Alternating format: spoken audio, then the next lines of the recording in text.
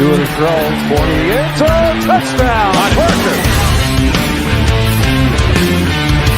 Picked off by Xavier Howard.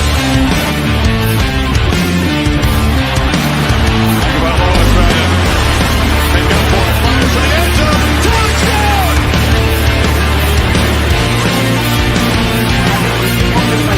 That's hard work.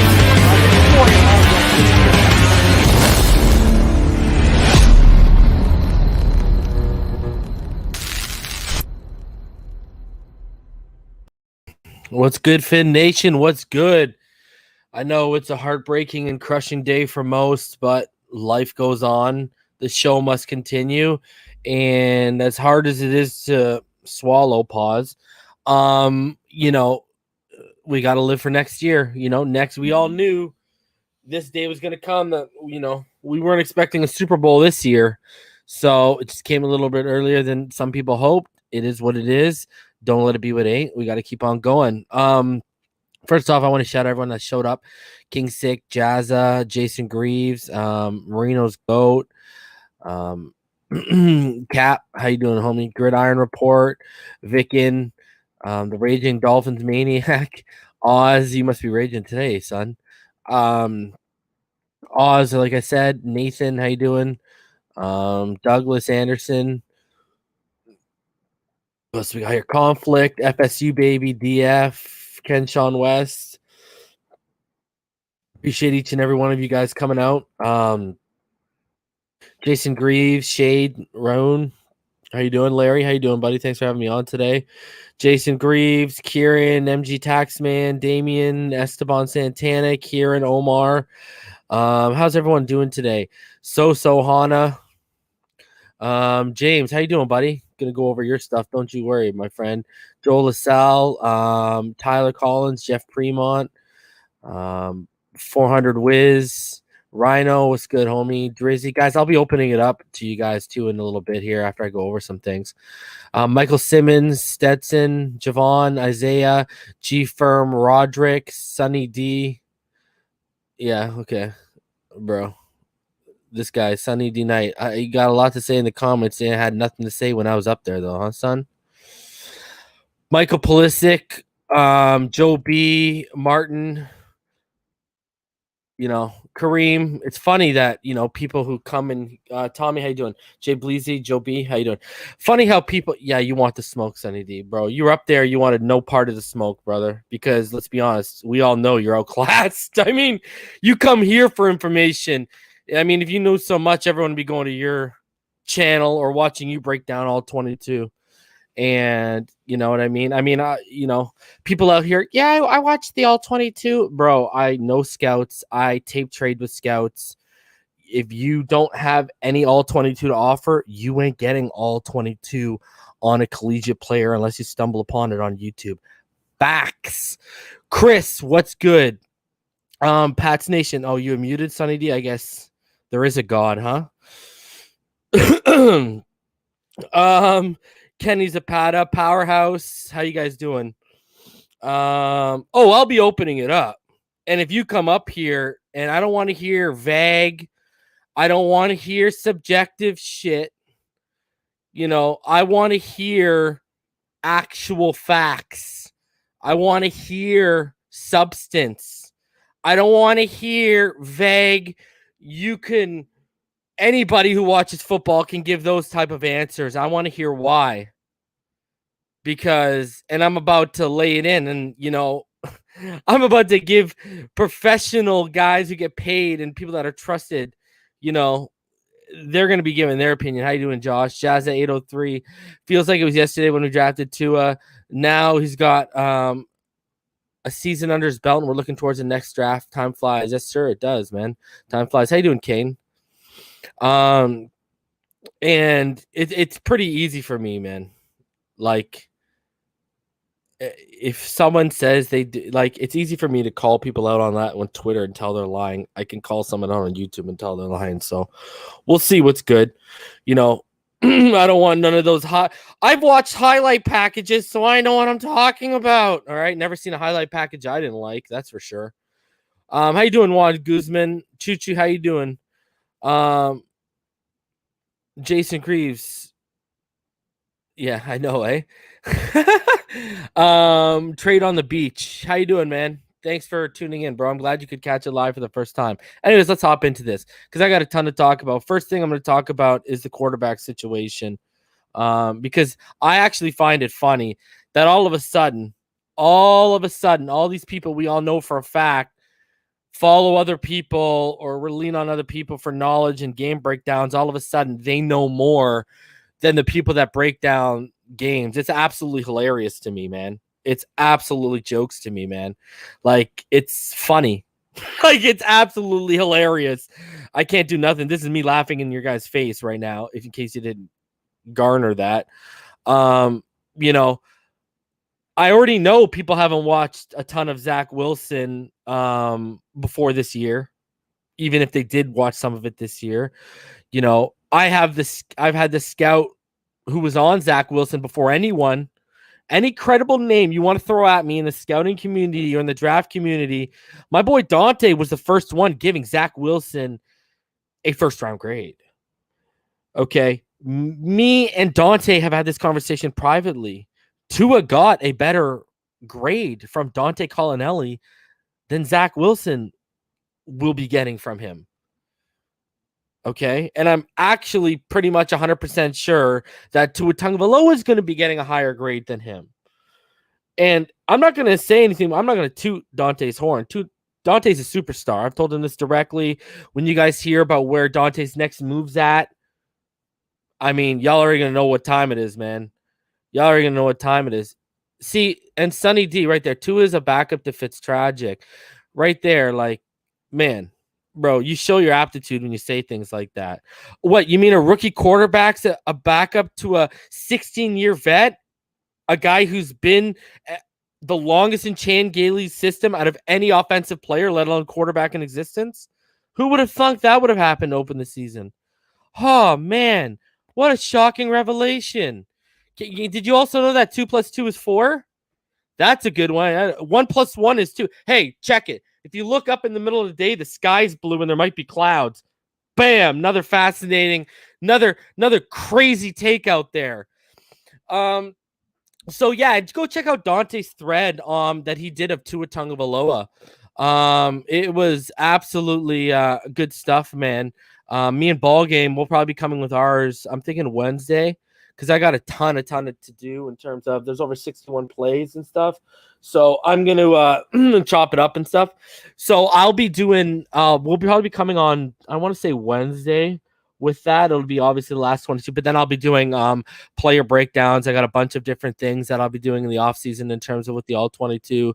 So I'll be doing multiple different breakdowns in terms of individual players, and there's a unit I'll be doing a little bit of a breakdown on. So yeah, so there's still more all 22 on the way. It's just basically this is probably going to be the end of the all 20 because basically, I mean, no one else out here can sit here and say, other than Dante, that they've literally broken down hundreds of Tua Tagovailoa plays for you guys individually, one by one. So shout out to Dante, man. That's my dude right there.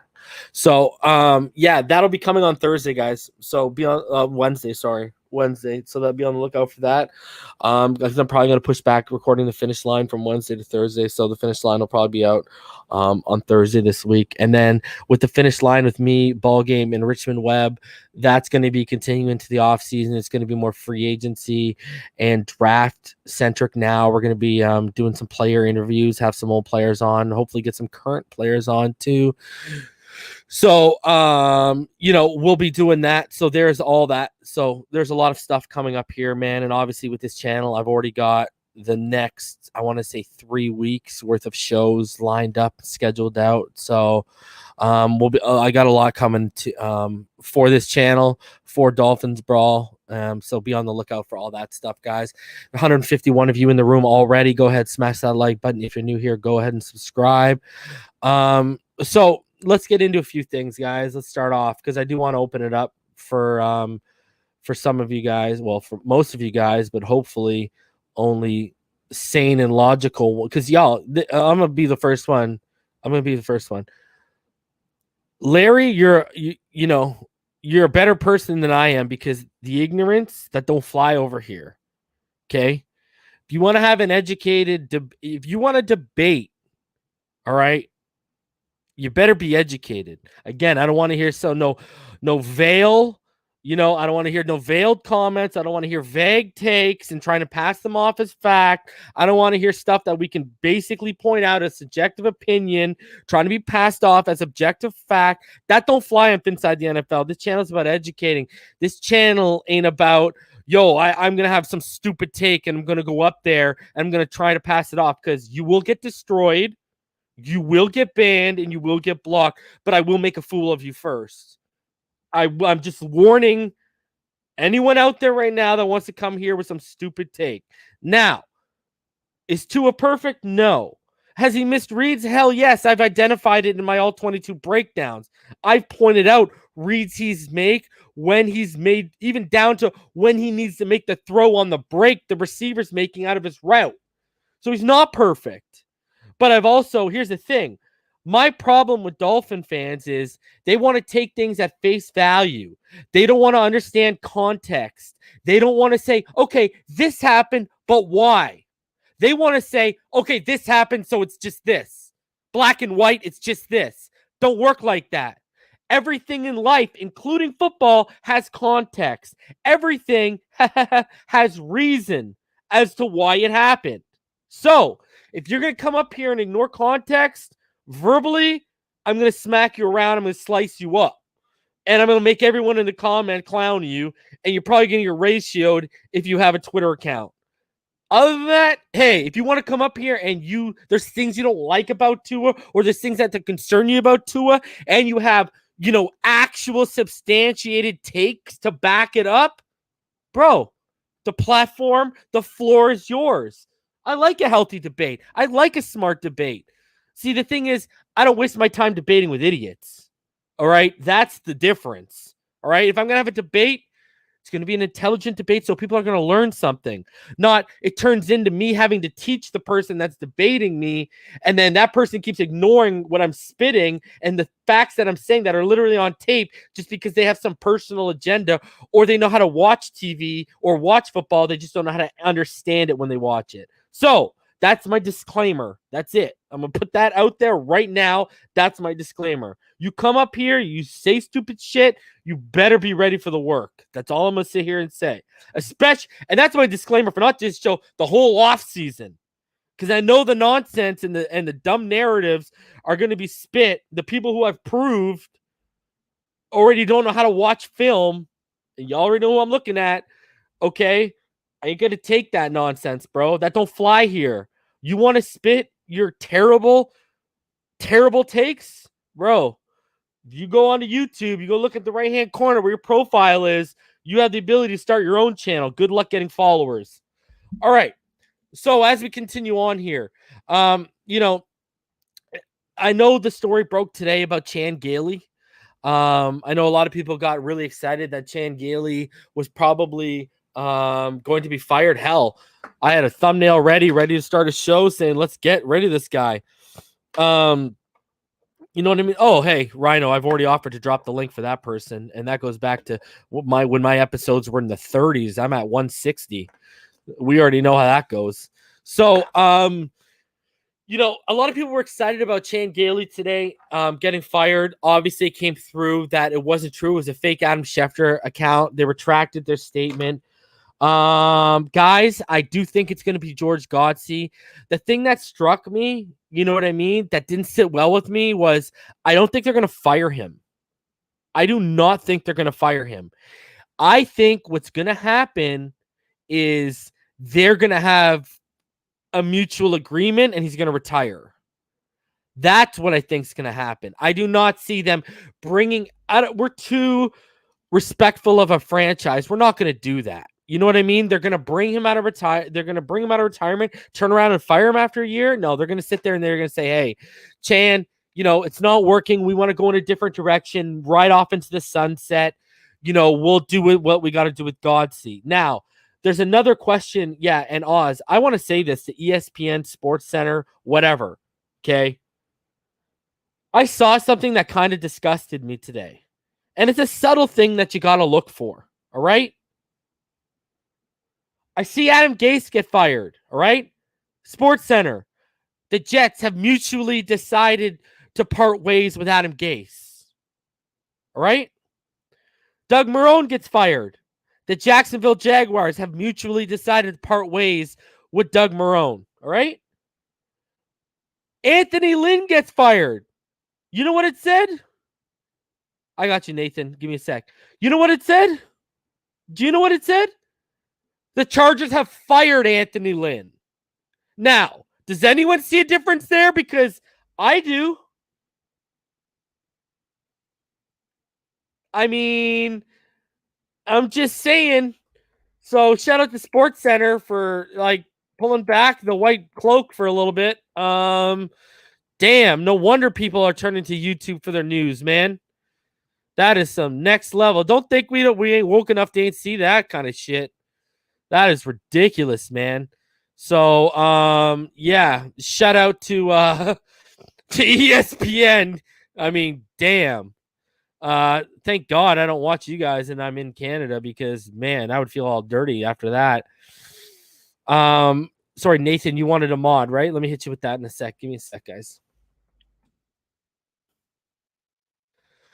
But okay, guys, we're gonna get into some things though, because I got some audio. I found the workaround, guys, of how I can not get demonetized but still get across the point. So I'm gonna give you audio from a video. We're gonna go over a couple audio pieces, some very interesting things that were said today that I want you guys to hear because I want us to talk about it when I open it up to you guys. We got a bunch to go over. Obviously, we'll go over some PFF grades. Shout out to Smart Guy. You saw him in the comments earlier, and Smart Guy.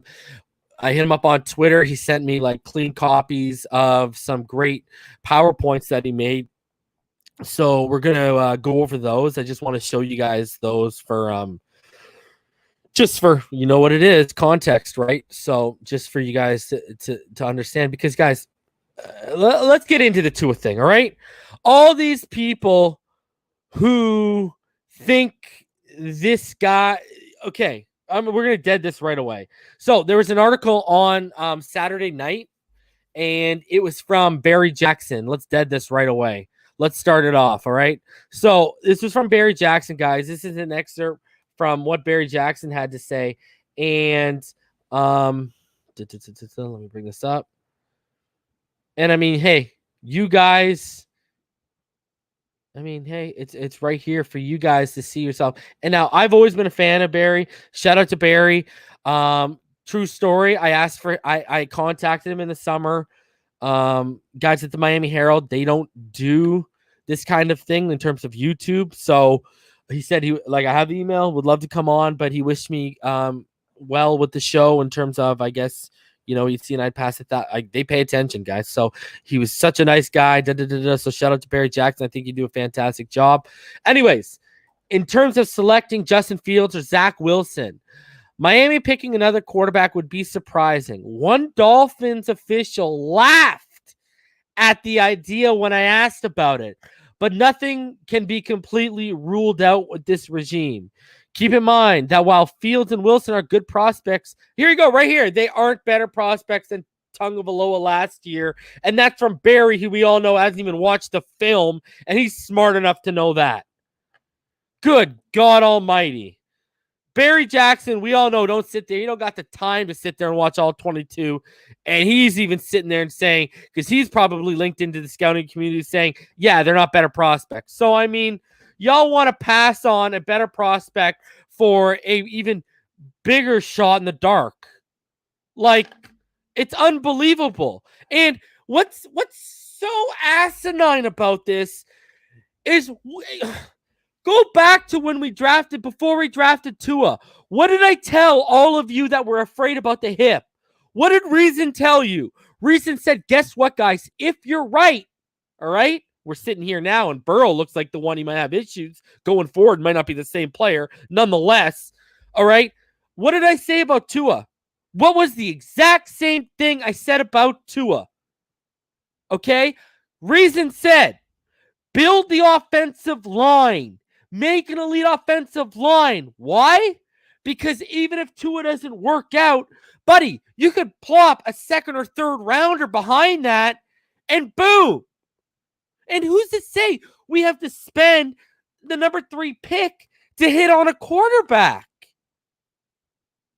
Dude, when the Washington Redskins, or Washington football team, as they're now so eloquently called, when they drafted RG3, what round did they draft Kirk Cousins in? I'll wait.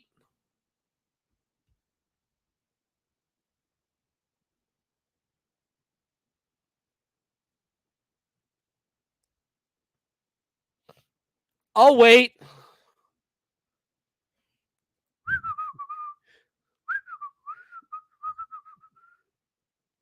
Ooh, a drink. Thank you very much. The 4th round. The 4th round. Jazza. A 4th rounder in Dak Prescott is also the one who replaced Tony Romo. And Tony Romo wasn't a 1st rounder either. You understand what I'm saying here? And Kirk Cousins outlasted RG3. Shout out to Joel. Another Dolphins channel has been bashing too, and we know he's truly not watching film, brother. Man, go watch the homie Doug Lee. At least Doug Lee's actually done a film breakdown for you guys with the LSU and Alabama. And Doug Lee, not only is he actually positive, I know they're friends, but Doug Lee at least knows more. Doug Lee knows way more than that guy. Go watch Doug Lee.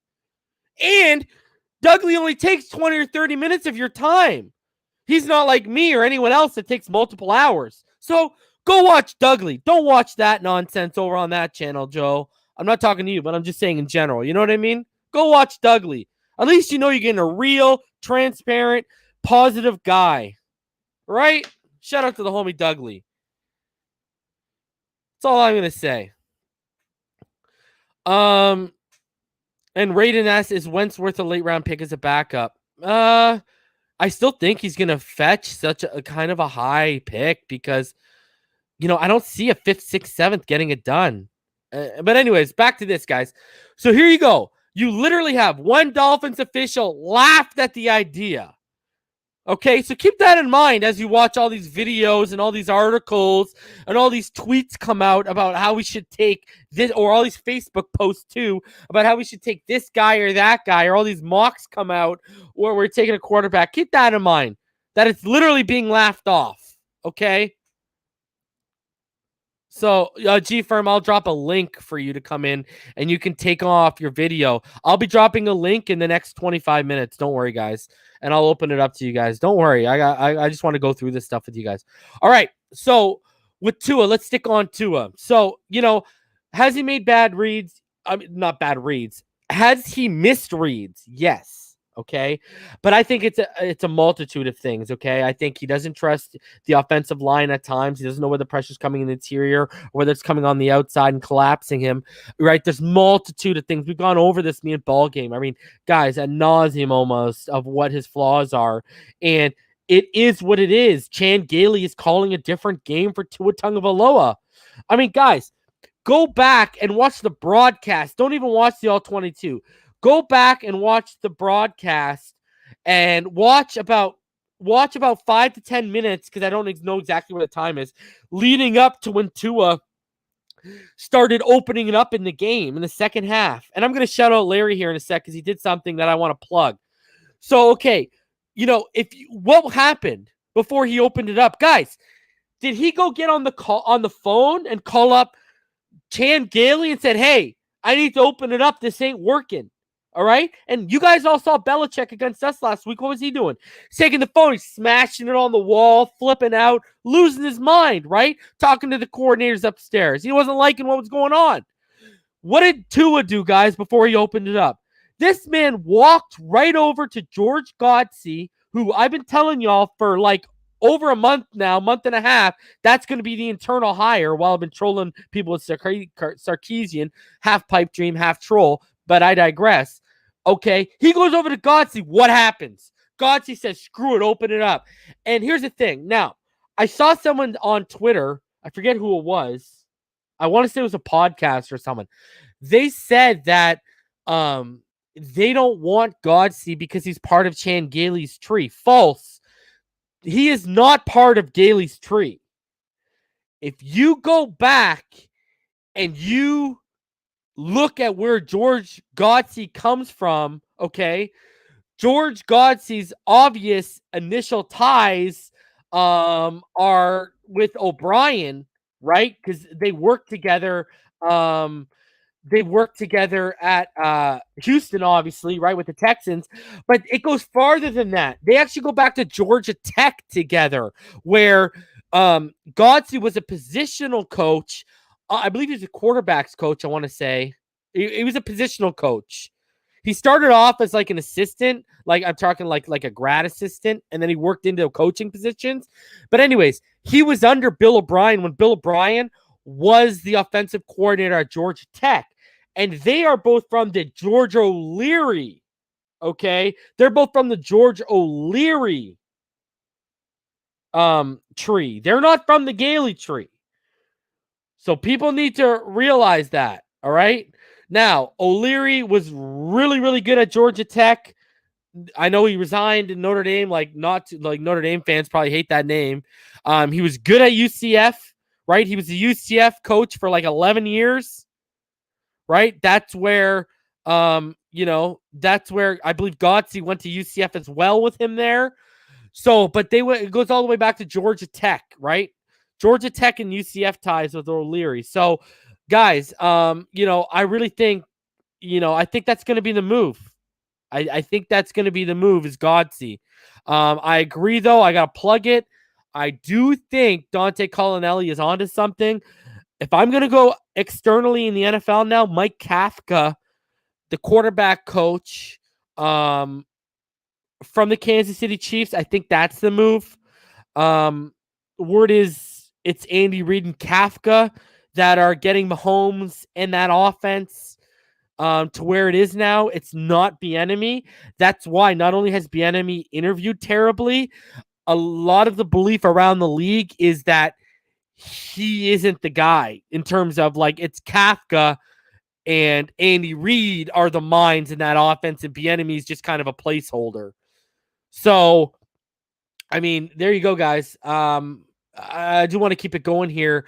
As we talk about that offensive coordinator position, I want to bring up this, guys. This is a very, very good thread. Shout out to the homie Callie girl, one of our mods here. I think she's working right now. I hope you're getting that paper, girl. And she tagged me in it. I already had it linked in. I was already going to go over with this with you guys because she tagged me in it. And, this is a thread I want to show you guys. Shout out to Chris Kaufman. I love the work the 3 yards per carry guys do. This is very, very, very, very interesting, guys. Read what I'm about to show you. I'm going to read along, but I want everyone who hates Tua to shut your mouth and let your ears do the listening right now, because there's some very interesting stuff in here, okay? So, and y'all already know how I've been feeling about the Chan Gailey situation. Now that this came out today, guys, at 2:36, so this just reinforces what I've been saying. Anyways, a month ago, the reasons I detailed while I think Gailey and the Dolphins will part ways had to do with the clear difference between how Gailey called the games with Tua versus Fitzpatrick in. That's not new or revelatory here anymore, but it showed Gailey had a preference. Here we go. When Flores had to replace Tua in the Broncos game, he described it as being because he wanted more tempo.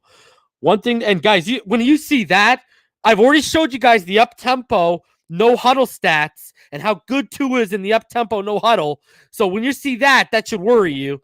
One thing that was clear at this time was that Gailey was uncomfortable calling tempo for Tua. He was more comfortable doing it with Fitzpatrick. I think the tempo thing continued to be a sticking point. Before a game, Gailey even told some members of non-local media that he hates, here you go, all the hurry-up stuff. He doesn't buy into it. Meanwhile, you could see Brian Flores agitatedly motioning for better tempo on the sideline of games. Gailey is a good dude, a good coach, and I don't think he dislikes Tua in the slightest, but he clearly loves Ryan Fitzpatrick. The two have been together for Gailey's last 6 seasons in the NFL. There was a rumor Gailey found out about Fitz being benched for Tua via the media. I remember seeing Gailey. He's such a candid guy. You can't help but love him. Flat out say Fitzpatrick can do far more with the offense since Tua is so young. See, guys, what do I keep telling you? The rookie versus 16-year vet in the system for all those years, guys. What am I telling? Now you guys have seen this. That's pretty much straight up contradicting Flores, who insisted Tua is starting because he's the best for winning right now. When Fitz started another game against the Jets, what did Gailey do? Pass. Like 80% passing, often out of empty backfields and featuring the up-tempo that Gailey himself says he hates. It was like he was showing Fitz off. See what we can do together? But when Tua was back, they kept backsliding into less tempo, more condensed splits, heavier personnel, shorter passes, more play action, etc. That is until the game got desperate, and Flores had to turn to Fitzpatrick, and suddenly everything was wide open. This represented a fundamental disappointment and one of the core reasons Gailey was brought in to Miami in the first place, which is to install a system that was easier for a rookie to learn and grow in than Chad O'Shea's offense. When the thesis behind a hire fails, what happens? Flores has also kept close tabs on Tua himself. Weekly meetings between the two for film watch as revealed by Tua himself. When Robbie Brown, Chaley's guys, got COVID, Flores had George Godsey, Flores' guy. See, what did I tell you? He's not Gailey's guy. Don't listen to these people out here trying to say he's Gailey's guy. He's not. Because, guys, another thing about Godsey, if you go look at Godsey, his first professional gig, where was it? 1990, he was hired by, the drum roll please, the New England Patriots. Anyways, replace him on the sidelines and never gave that job back to Brown. You see? Robbie Brown, Gailey's guy, got shown the door right after that Flores. That's why you saw Godsey talking with Tua saying, yo, let me open it up. I think Flores said, Gailey, you're out. I would not be surprised if it comes out that Godsey called that second half. I would not be shocked. I would not be shocked if Flores says, show me what you got. I would not be shocked. And kudos to Larry. Larry, when everyone goes, Tua had 11 catchable passes, including the fumble, dropped. Shout out to Cali Girl again. She went back and confirmed. I confirmed on the all 22 because I've started clipping together all of Tua's throws. I confirmed it as well. So, you had 11 drops. Shout out to Larry. He gave 8 of those as catches to Tua. All right? He gave 8 of those with 88 yards. Correct me if I'm wrong if you're in the comments, Larry.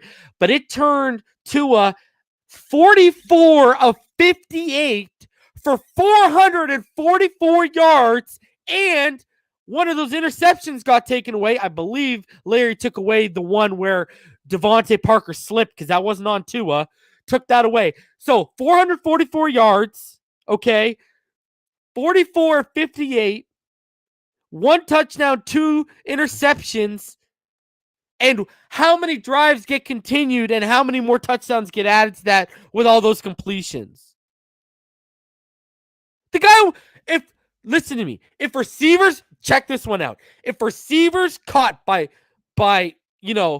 if receivers caught all 11, we would have been talking about a damn near 500-yard game by Tua Tagovailoa. And here's better. 3 of his top receivers on Sunday, they all netted fewer than the league average in terms of average separation on a given snap, meaning that tight window throws were especially so on Sunday, even though 10% of his passes could be deemed aggressive. And it gets even better. Before Sunday, Tua Tagovailoa was hitting 65% of his passes while being pressured, which is a better completion percentage on difficult throws than Peyton Manning amassed on all throws over his first 4 NFL seasons. Tua's bad throw percentage of 18.3, that was the same as Patrick Mahomes' last year when he won a Super Bowl. But Tua is the problem? Wow. Unbelievable. Like, unreal, man. Like, it's unbelievable. To see this stuff, to hear these takes. Good God. How do you guys not laugh at yourself when you take those takes? Like, I don't understand. How do you guys not? If you guys can say that stuff while looking in the mirror at yourself and not laugh, I would be shocked. So I mean, I just gave you cold hard facts. Cold hard facts. And there you go. Larry just hits it. Average per game drops in the NFL is less than 2.1. Yesterday we dropped 11. 11.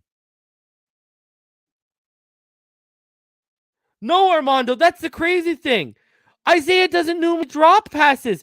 DVP was dropping passes. I keep telling people, Parker has some of the surest hands since like Chris Chamber and Jarvis Landry in terms of guys we've relied on. And even he was dropping passes. Holy crap. Like nothing was going right at all. But it is what it is, man. I mean, we're going to pick ourselves up, dust ourselves off, and we're going to keep it moving. So let's go on. I just want to shout out to the homie right now. Guys, go follow at SmartJames1981 on Twitter for about what I'm about to get into. He did some really good PowerPoints, and we're about to bring them up right now. We'll start with the rookies, and then we'll get into some more veteran guys. But let's go off this right now. So go give him a follow on Twitter, guys. I actually found him through Cali Girl. Shout out to Cali Girl again. I can't wait for you to come on, girl, because she's itching to come on and give a piece of her mind. I can't wait till she does, because she's got some good cold hard takes, and she don't play around. So I can't wait to have her come on when I open it up to you guys. I think she's working tonight, but all right, guys. So when you stack up Herbert, Burrow, and Tua right now, and then when you stack up Tannehill and his 8-5 rookie record, here you go. Time to throw. Herbert and Burrow both have more time to throw, and Burrow, we all know, has an even worse offensive line than we do. So look at the average time to throw rank. Tua is 7th. Like, you see where I'm going here, guys? Look at the aggressive throw percentage rate. Again, what does an aggressive throw mean? That means whether the ball is complete or incomplete, it's within a yard. The defender's within a yard of the receiver, a yard or less, okay? So it's technically a tight window throw. So, again, you see right up there an aggressive throw rate, all right? And here's the thing. Look at this. Guys, average separation of top 2 targets, yards in the NFL. Holy good God almighty. And people are like, oh, that's only 0.7 yards. That's 1.3 yards. That is a lot, man. That is a big, big, big drop off. So when you hear us complaining about Tua's weapons, we ain't lying. We ain't lying. Good God. It's just unreal, man. Super V, because shock value sells. He gets you guys to click on. That gets ads to play, so he makes revenue off of you. That's all it is. All right, so then we go Tannehill, 2016, when he had an 8-5 record, okay? 13 games. He had more time to throw. He was throwing into more open windows. And again, look at it's very similar. Tim and Burrow, almost a full second, 0.8 seconds. That's a lot, man. Sorry, 0.8 yards. That's a lot. That's almost a full yard of separation. I mean, we're putting things in. And guys, here's the thing. We all know how bad the Bengals were. Okay? We all know how bad the Cincinnati Bengals are. So this is showing you our defense masked a whole hell of a lot of deficiencies on offense right now. That's how inept this thing is. All right? But let's keep it rolling. It gets even better, guys. Let's put Tua up against the guys in the NFL who are getting it done. And shout out to Smart Guy. Go follow him. Smart James 1981 on Twitter is how you can follow him, because he gave me the clean shot of this instead of the he did a screenshot version originally, so he sent me the clean shot of it. Guys, holy crap. Look at this. Guys, the average yards of separation. Holy good golly, Miss Molly. I mean, guys, does this start putting things into perspective for you right now? Look at the time. Josh Allen averages over 3 seconds on time to throw. Wilson right there. And guys, look at their aggressive rates. Their tight windows are almost all of them except Allen in half. Almost, basically. Look at this, guys. But we want to blame our quarterback. We're getting a shout out to Smart Guy. These are great analytics that he's put together here. Obviously, you guys can all go verify this on Next Gen Stats. These are not Next Gen Stats. These are Next Gen Stats you simply put into PowerPoint form. That's it. So you can go verify yourselves. These are not lies. But this is putting into perspective of what, guys, do you think I was lying when I said Tom Brady left an offense? He left an offense that he knew better than Chad O'Shea himself, better than McDaniels, better than Bill Belichick. He left that offense because he was working with the same bare cupboards as Tua and asked to cook a 5-star gourmet meal. And he took his ball and he went to Tampa and he said, Bruce, give me everything you can. I can't work with that. And that's a vet who won 6 Super Bowls and MVPs. So we want to give a vet a pass on bailing when he's got nothing to work with around him. But God forbid we give a rookie who spent his whole offseason rehabbing, not preparing, like the Herberts, the Burrows, the Eastons, who's not even playing, the Hurts, who's crap in the bed. You want to talk about a quarterback that's a bust? Jalen Hurts is showing you exactly what I warned all y'all he was. He's crap, all right? Now, even he got to prepare. What was Tua doing? Tua was rehabbing. Tua didn't have no time to do that. Tua wasn't physically able to do that. Justin Herbert was in the Senior Bowl. He got the critiques back, and they said, you got to practice dropping back 3 to 5 step drops from under center. What did he do? Worked on that all offseason. Tua couldn't work on anything he couldn't even bulk up in time.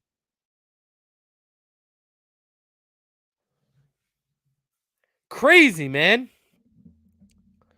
Absolutely crazy. So, I mean, it's right there in front of you guys. I mean, and we're gonna go even deeper right now. I got a couple of little audio pieces I want to we're gonna listen to. But guys, I mean, here you go. You know what the also common denominator between all these teams is? They're all in the playoffs. And guess what? All 4 of those teams are legitimate Super Bowl threats. Legitimate Super Bowl threats.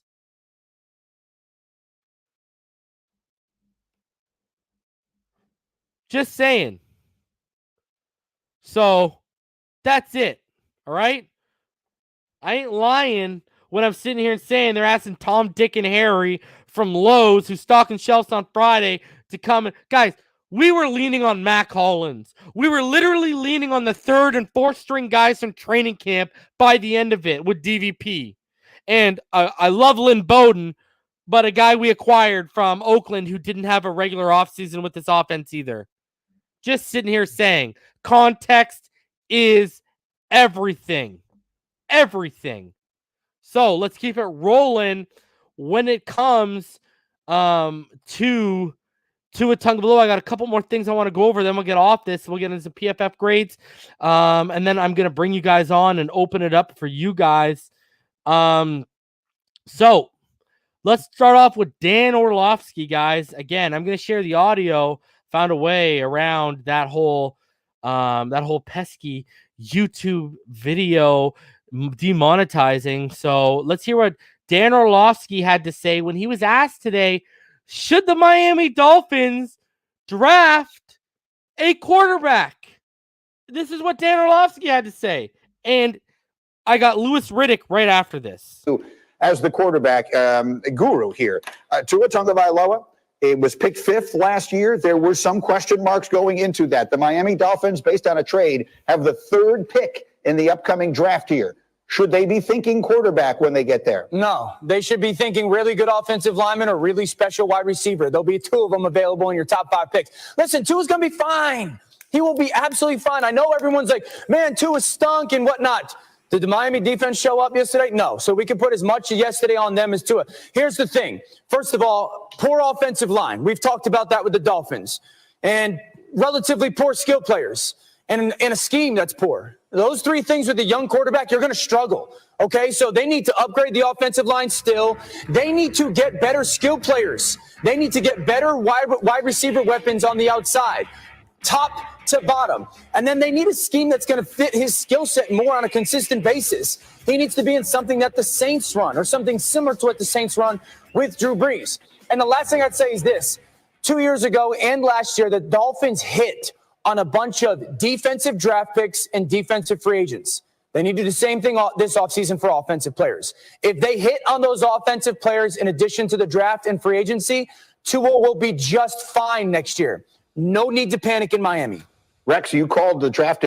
All right, guys. Now let's hear what Louis Riddick had to say about the whole situation. Because, I mean, hey, I think Nico's right. I think this guy's the next great GM in the NFL. Love this guy's mind. I'm a big Riddick fan. So let's hear what he had to say, guys. I find it fascinating, absolutely fascinating that the evaluation of quarterbacks, that whole process has been hyper accelerated to the point where if a quarterback has one bad series in a game and throws an interception, and then, God forbid, has 2 bad series and then throws 2 interceptions and you lose, how quickly we're ready to say, well, what do they have as far as draft capital that they can draft the next guy? Let's just bring someone else in here because this guy obviously can't play. I mean, when did we transition to that kind of evaluation philosophy, especially when we're talking about young quarterbacks who aren't necessarily surrounded by the best ideal circumstances and who have come off an off season and into a season where they had no previous training at the NFL level and no off season in order to acclimate themselves whatsoever. It's just amazing to me that becomes the conversation. And we've seen it every week this year. Every single week, we hyper scrutinize every young quarterback.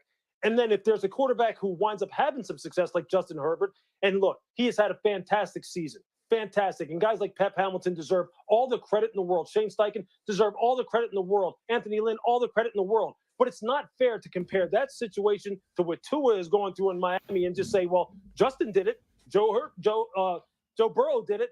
If Tua can't do it, then he's the one who's that's just amazing to me. And I think we all need to kind of slow down, and teams need to slow down. And you're right, Mike. Apply some context to the evaluation and kind of take our time a little bit here, because otherwise we're going to be in this absolute merry-go-round, in this hamster wheel, especially when it comes to this position, in a way that we've never seen before if we're not already there already. I mean, yeah. I mean, is he wrong? I mean, the patience. I mean, some of y'all got less patience than a doctor that just opened his practice 35 minutes ago. Like, and these are guys that get paid, man.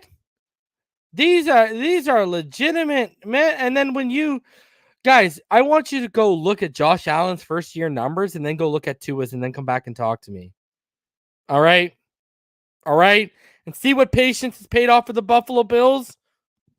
They just scored 56 points on our asses yesterday. Just saying.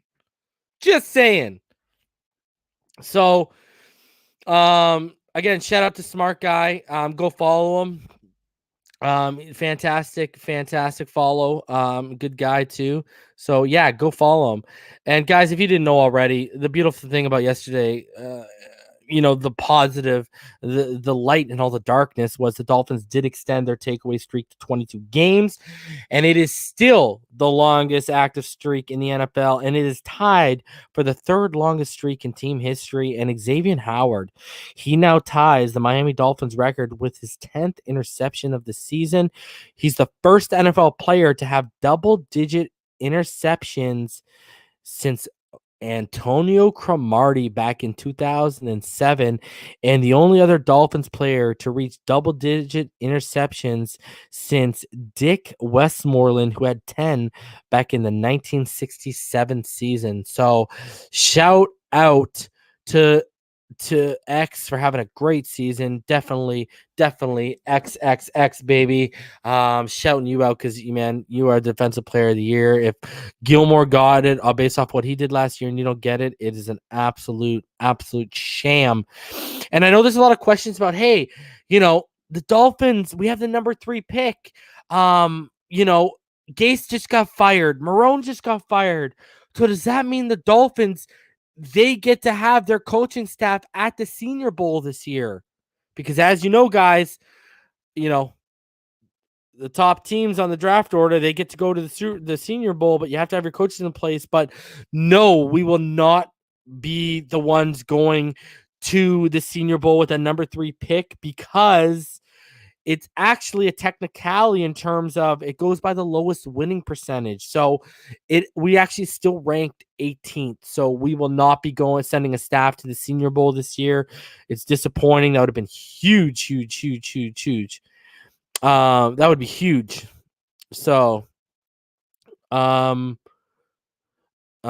guys, but other than that, let's get into the PFF stuff, and then I'm going to open it up for you guys. I'm going to start dropping that link. I'll go over this PFF stuff while you guys have a chance to fill up backstage.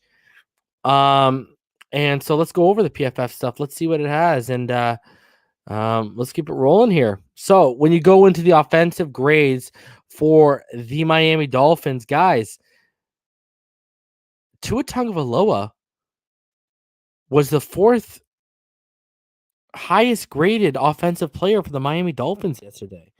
66.2 grade. Eric Flowers and Robert Hunt were your highest, 2 highest. I would say 2 was your 3rd because Malcolm Perry only had 2 snaps, right?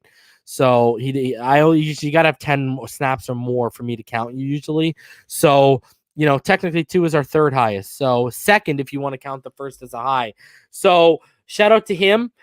Getting up there. When you go, it was I know you guys have been following around the grades. I know you guys know that I debate a lot of the grades. I agree with some of the grades, whatever.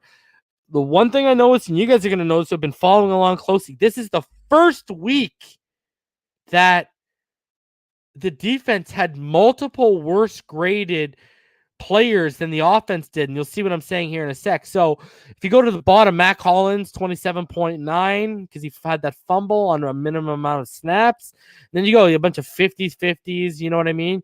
You go up there to Tua 66.2, tied there with Salvin Ahmed. So you take that in, but let's go to defense now. So you go over to the defense, and this is where you're going to see what I'm talking about. Defensively, this was actually, as a unit, one of their worst graded games. Like, look at this. They've got multiple guys below 50. Jerome Baker, put in an early season performance with a 45.5. Needham, we all knew that. The man allowed 3 touchdowns. We all knew that was coming.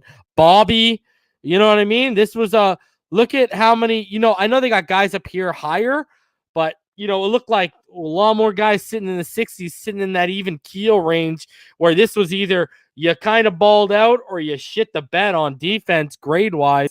So, again, Noah just missed my cutoff, but I mean, they gave him a pretty damn good grade for only having, he only had 2 coverage snaps out of them, but, decent. I mean, but it's not really decent when you look at run defense. He had 7 snaps and he gave him a 60 run grade.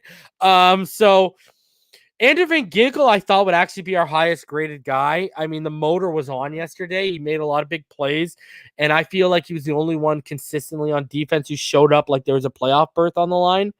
I was happy with Wilkins' play. Byron, he allowed some receptions, didn't give up big stuff, but he allowed some. It was Needham that just got freaking torched yesterday. So X, he had a rough one. 5 of 5. He allowed triple digits in terms of yard, and he missed a tackle too. But I mean, there's your defensive grades, and then as we do it, guys, every week we look at them. Here we go. So the allowed pressure again. We allowed 13 total pressures as an offensive unit. 8 hurries, 4 hits, and obviously that 1 sack. Everyone and their mother saw that Robert Hunt allowed, just because he was damned if he did, damned if he didn't. Just Karras didn't shift the protection, identify the guy, or either Davis, but I mean, Karras is supposed to be the main anchor and communicator on that, and then basically shift the protection. Nothing happened, and you go. What happened? Hunt didn't take the man inside to the ball. It took the outside man. B gap opened up and it was shot. So, I mean, it is what it is. So there you go. I mean, it's not so bad. And you know what I think about Hunt too as a guard? What a lot of people have said. I really think Hunt is the type of guy where, he could come off a combo block with one arm and on the interior, and he could take that guy shooting the gap if the right tackle misjudges and takes the guy, and even if the right tackle guy just commits to the guy on the off the edge. So I see more space being eaten up with Hunt than I do with Jesse Davis in terms of like wingspan and when he widens out and stuff. So we'll see how that unfolds in the offseason. But there's your allowed pressures. Austin Jackson, 3 pressures, 2 hurries, 1 hit, and 0 sacks. Obviously, Robert Hunt, 4 pressures, 2 hurries, 2 hits, and a sack. Eric Flowers, a hit and a hurry, 2 pressures. And it seems that Ted Karras, by their standard, was the only one who put donuts on the board, because even Jesse Davis allowed a hit and a hurry for 2 pressures. But again, as I'm chopping up right now, when I go back and make my notes, I'll let y'all know. You'll see the real what's up. And then before I get to everyone, shout out to one thing I know a lot of us are going to agree with when it comes to PFF. And that is their selection of rookie Raekwon Davis to the all rookie defensive line. I mean, beautiful stuff right there, man. Look at that, man. Right in the interior, some good names there. I know a lot of people pre-draft were high on Alex Highsmith, being a mid to late round guy. And then obviously Chase Young and Derek Brown. We don't need to say anymore, but shout out to Raekwon Davis for making the all rookie defensive line with PFF. Big stuff, man. So, all right, let's bring all of you guys in. Damien. Fans up. Powerhouse, man. What's good? Yo, fans up. Sean, Isaiah, and What's then up, everybody? we got Cap, Nate, and Nathan. What's good, boys? Nice picture, Cap. Thank you, guys. Thank you. So what's going on, guys? Man, those Tua stats are crazy. Congrats to him. And yet he's a bum, and we need to draft a quarterback. Oh, my gosh. Hey, man. Always, you know what it's about. Always got to bring context to the situation. So, I mean, you look at this right now, you look at the time to throw and the separation, it's going to be receiver offensive line. You know what I mean? Yeah. So, that's just what is. Damien, I know we were talking about this earlier. Mm-hmm. Give me your thoughts on what you think of the current Tua Tagovailoa situation. With the whole thing with Chan Gailey, I have no response for that. That's just ridiculous. It's pitiful. The thing with Tua, I think that not all our fan base, but some of our fan base and the Miami beat writers constantly just stir the pot. Don't get me started. This kid. and it's ridiculous. And like us, like as football fans, like I don't get it. Like, and Louis Riddick said it best. Like, we're forgetting this kid is a rookie. Where was like taking the lumps and the bruises with the rookie, taking the mistakes and watching them grow and turn into something special. Like Buffalo fans did that just 3 to 4 years ago, and look what happened. Ravens fans did that with Lamar. That first season, that Yeah. first playoff game against the Chargers was horrible. But Yeah. they stood with them. Like, we don't realize that as Dolphins. Like, we should realize that as Dolphin fans.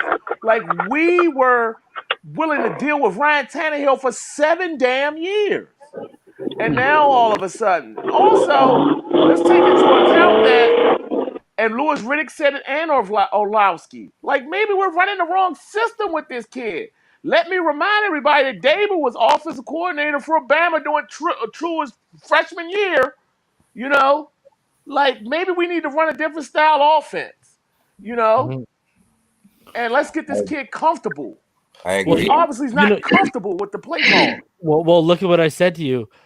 What did Arlovsky say about the offense in terms of schematically? And what have I been saying? What's the word I've been using for Chan Gailey's play calling? God, Archaic, prehistoric. Yeah, 11 screens. definitely. Like, how many times can you run a screen in how many different ways? And then look who he runs these plays with. Like, he doesn't run them with 4-2 guys. He runs them with guys with like 4-5 speed. Like, you can't do that. And when we're 3rd and 10, That's why the question yesterday was, at what point Flores went to Godsey and didn't even look upstairs and said, "Hey, let's fire the ball around." And I think you're right, Reason. Took the I think mic Ozzie from called that Cook second and half. Yeah, you could. Yeah, tell I agree. Flores- I agree with Reason, man. I think they did that. I think they made the switch in the half, man. Something's fishy. And that's why I see like guys not saying to themselves, "Well, if Godsey's gonna take it over and we don't have any more faith in Chan, and these guys are blowing us out already by 28-3, what the hell are we gonna do now?" So it's like guys like just I don't want to say packed it in, but guys are like, frick, Chan Gailey could give us an opportunity, or give this kid an opportunity a long time ago. We're up a hill now. Early into the third, we score, and then all of a sudden a bomb, frick. That's it. Now it's 31. Now it's 34. The freaking. So it's like, yeah. It's painful, man. I just want to make one point real quick. If Tua was already in the league and he would have went through the injury, regardless, I just want to say that I think people are overlooking the fact he's damn near comeback player of the year, man. In my book, I mean, to come back from the injury that he came back from to, I remember in the beginning, everyone was talking about would he even play a down this year? People wanted to redshirt him the whole year. And I just think now that yesterday was very painful, I can't believe it ended like it did. But I just think that when you look at it all now, the fact that he got all the playing experience that he didn't get hurt. I mean, he had the little thumb thing, but nothing major. He probably could have played, but he didn't get hurt. He played. I mean, I just think we're in a great position. I think if you hear any chatter about drafting number 3 by anybody, it's just smoke screen. You know, they're just trying to throw something out there to give us, maybe some trade back opportunity. But I think we'll go offense and tackle. I think we'll get Sewell and build from there. That's just my point. Isaiah, look at the smoke screens they threw last year. Armando literally lost credibility because it was a new quarterback every day. Every week. Yeah. Yep. You know what I mean? A lot of people still are kind of hating on Armando for all that stuff. I think Sewell's the move. I mean, because like I've said, here's the thing. First of all, that draft class next year for quarterbacks, like Sam Howell, Slovis, and Jaden Daniels at the top of the draft class. Like Penix, if he decides. Dude, and Michael Penix, a lefty. And what about if the UCF quarterback, Dylan Gabriel, comes out? Yep. I mean, that's another, like, the next draft class is, I think, last year I was telling everyone how deep this quarterback draft class was. I was the one saying this thing's huge, especially if Ellinger were to come out. but in terms of depth, but like I don't think he's going to be great, but depth. So next year is like there's a lot of talent in the top 5, man. And what if Jamie Newman, because of COVID, he can come back and play at Georgia next year? Yeah. Yeah. And people forget Sage Surratt. Everyone sees Sage Surratt on your mock boards from Wake Forest. Jamie Newman, Damien, how much was I loving Jamie Newman last year? Yeah, man. Jamie Newman was the one putting Sage Surratt's where he's at because Jamie Newman put him on the board. Yeah. And people didn't even get to watch him this year. Wake was, Hey, Reason. Hey, what's up, I buddy? have to get out of here soon because I have to drive. The one thing I want to say to all the people who say we should have drafted Herbert, you put Herbert in our offense. And Spencer, hold on, Spencer Rattler too. I can't believe I forgot Rattler. Oh yeah. Okay, go ahead. He would have led the NFL in INTs. Who? Sorry, say that again. Good Who would point, Todd. Who would have? Who would have? I said if you put Herbert in our offense, he would have led the NFL in INTs. Well, because we would have asked Herbert to do different things than what they were asking. I mean, guys, if Herbert was that good and the development was going that well, would Anthony Lynn have lost his job today? Nope. And Mahomes, the one time he faced tight coverage was against us. What happened? 3 picks. Well, I said to Todd, I asked Larry this question. I'll field this question to you. Okay. I want you to name the defensive minds that stifled Tua as a passer. Because, guys, I mean, Larry crunched the numbers himself. He only gave 8 of the 11 drop passes. That brought him up to what, a 74% adjusted completion percentage from 60.1. That brought him up to 444 yards. That took away an interception. But the thing that it doesn't show is what those drives that would have been extended would have had led to. That's the only thing that doesn't show. But anyways, I digress. I mean, here's the thing. This guy's like, you want to talk about people that should be worried? You should be worried if you're a Philadelphia Eagles fan. Wentz wants out, and Jalen Hurts. You want to talk about laying an egg?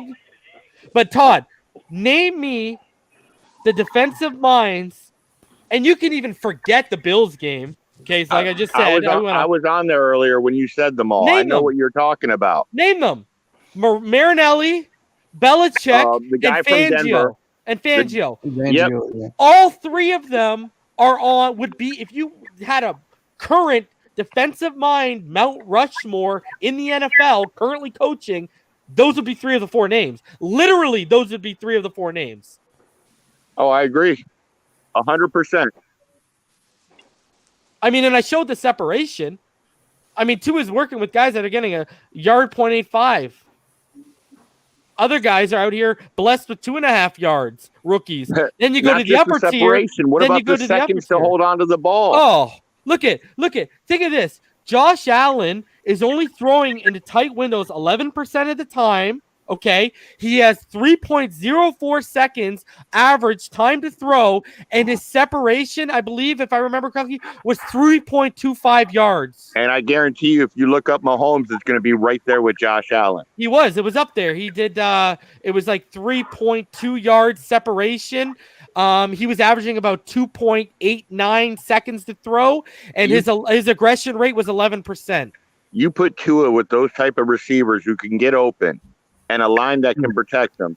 Look what and a clean pocket, he was the number 1 quarterback. But Todd, even if you build the offense, this is why Sewell's the move. Sewell's the move because if you're going to move off of Tua, you're going to need a better offensive line. And they're not going to invest another top 5 pick back-to-back years in the quarterback. People got to understand. I don't think people understand draft capital value. Like, I think people just think you can throw a pick out there and it is what it is. Like, it doesn't work like that, man. And I'm telling you, Tua's a better evaluated prospect, and Sewell is the cleanest prospect in this draft. He's cleaner than Trevor Lawrence. I agree with Sewell, but you know what?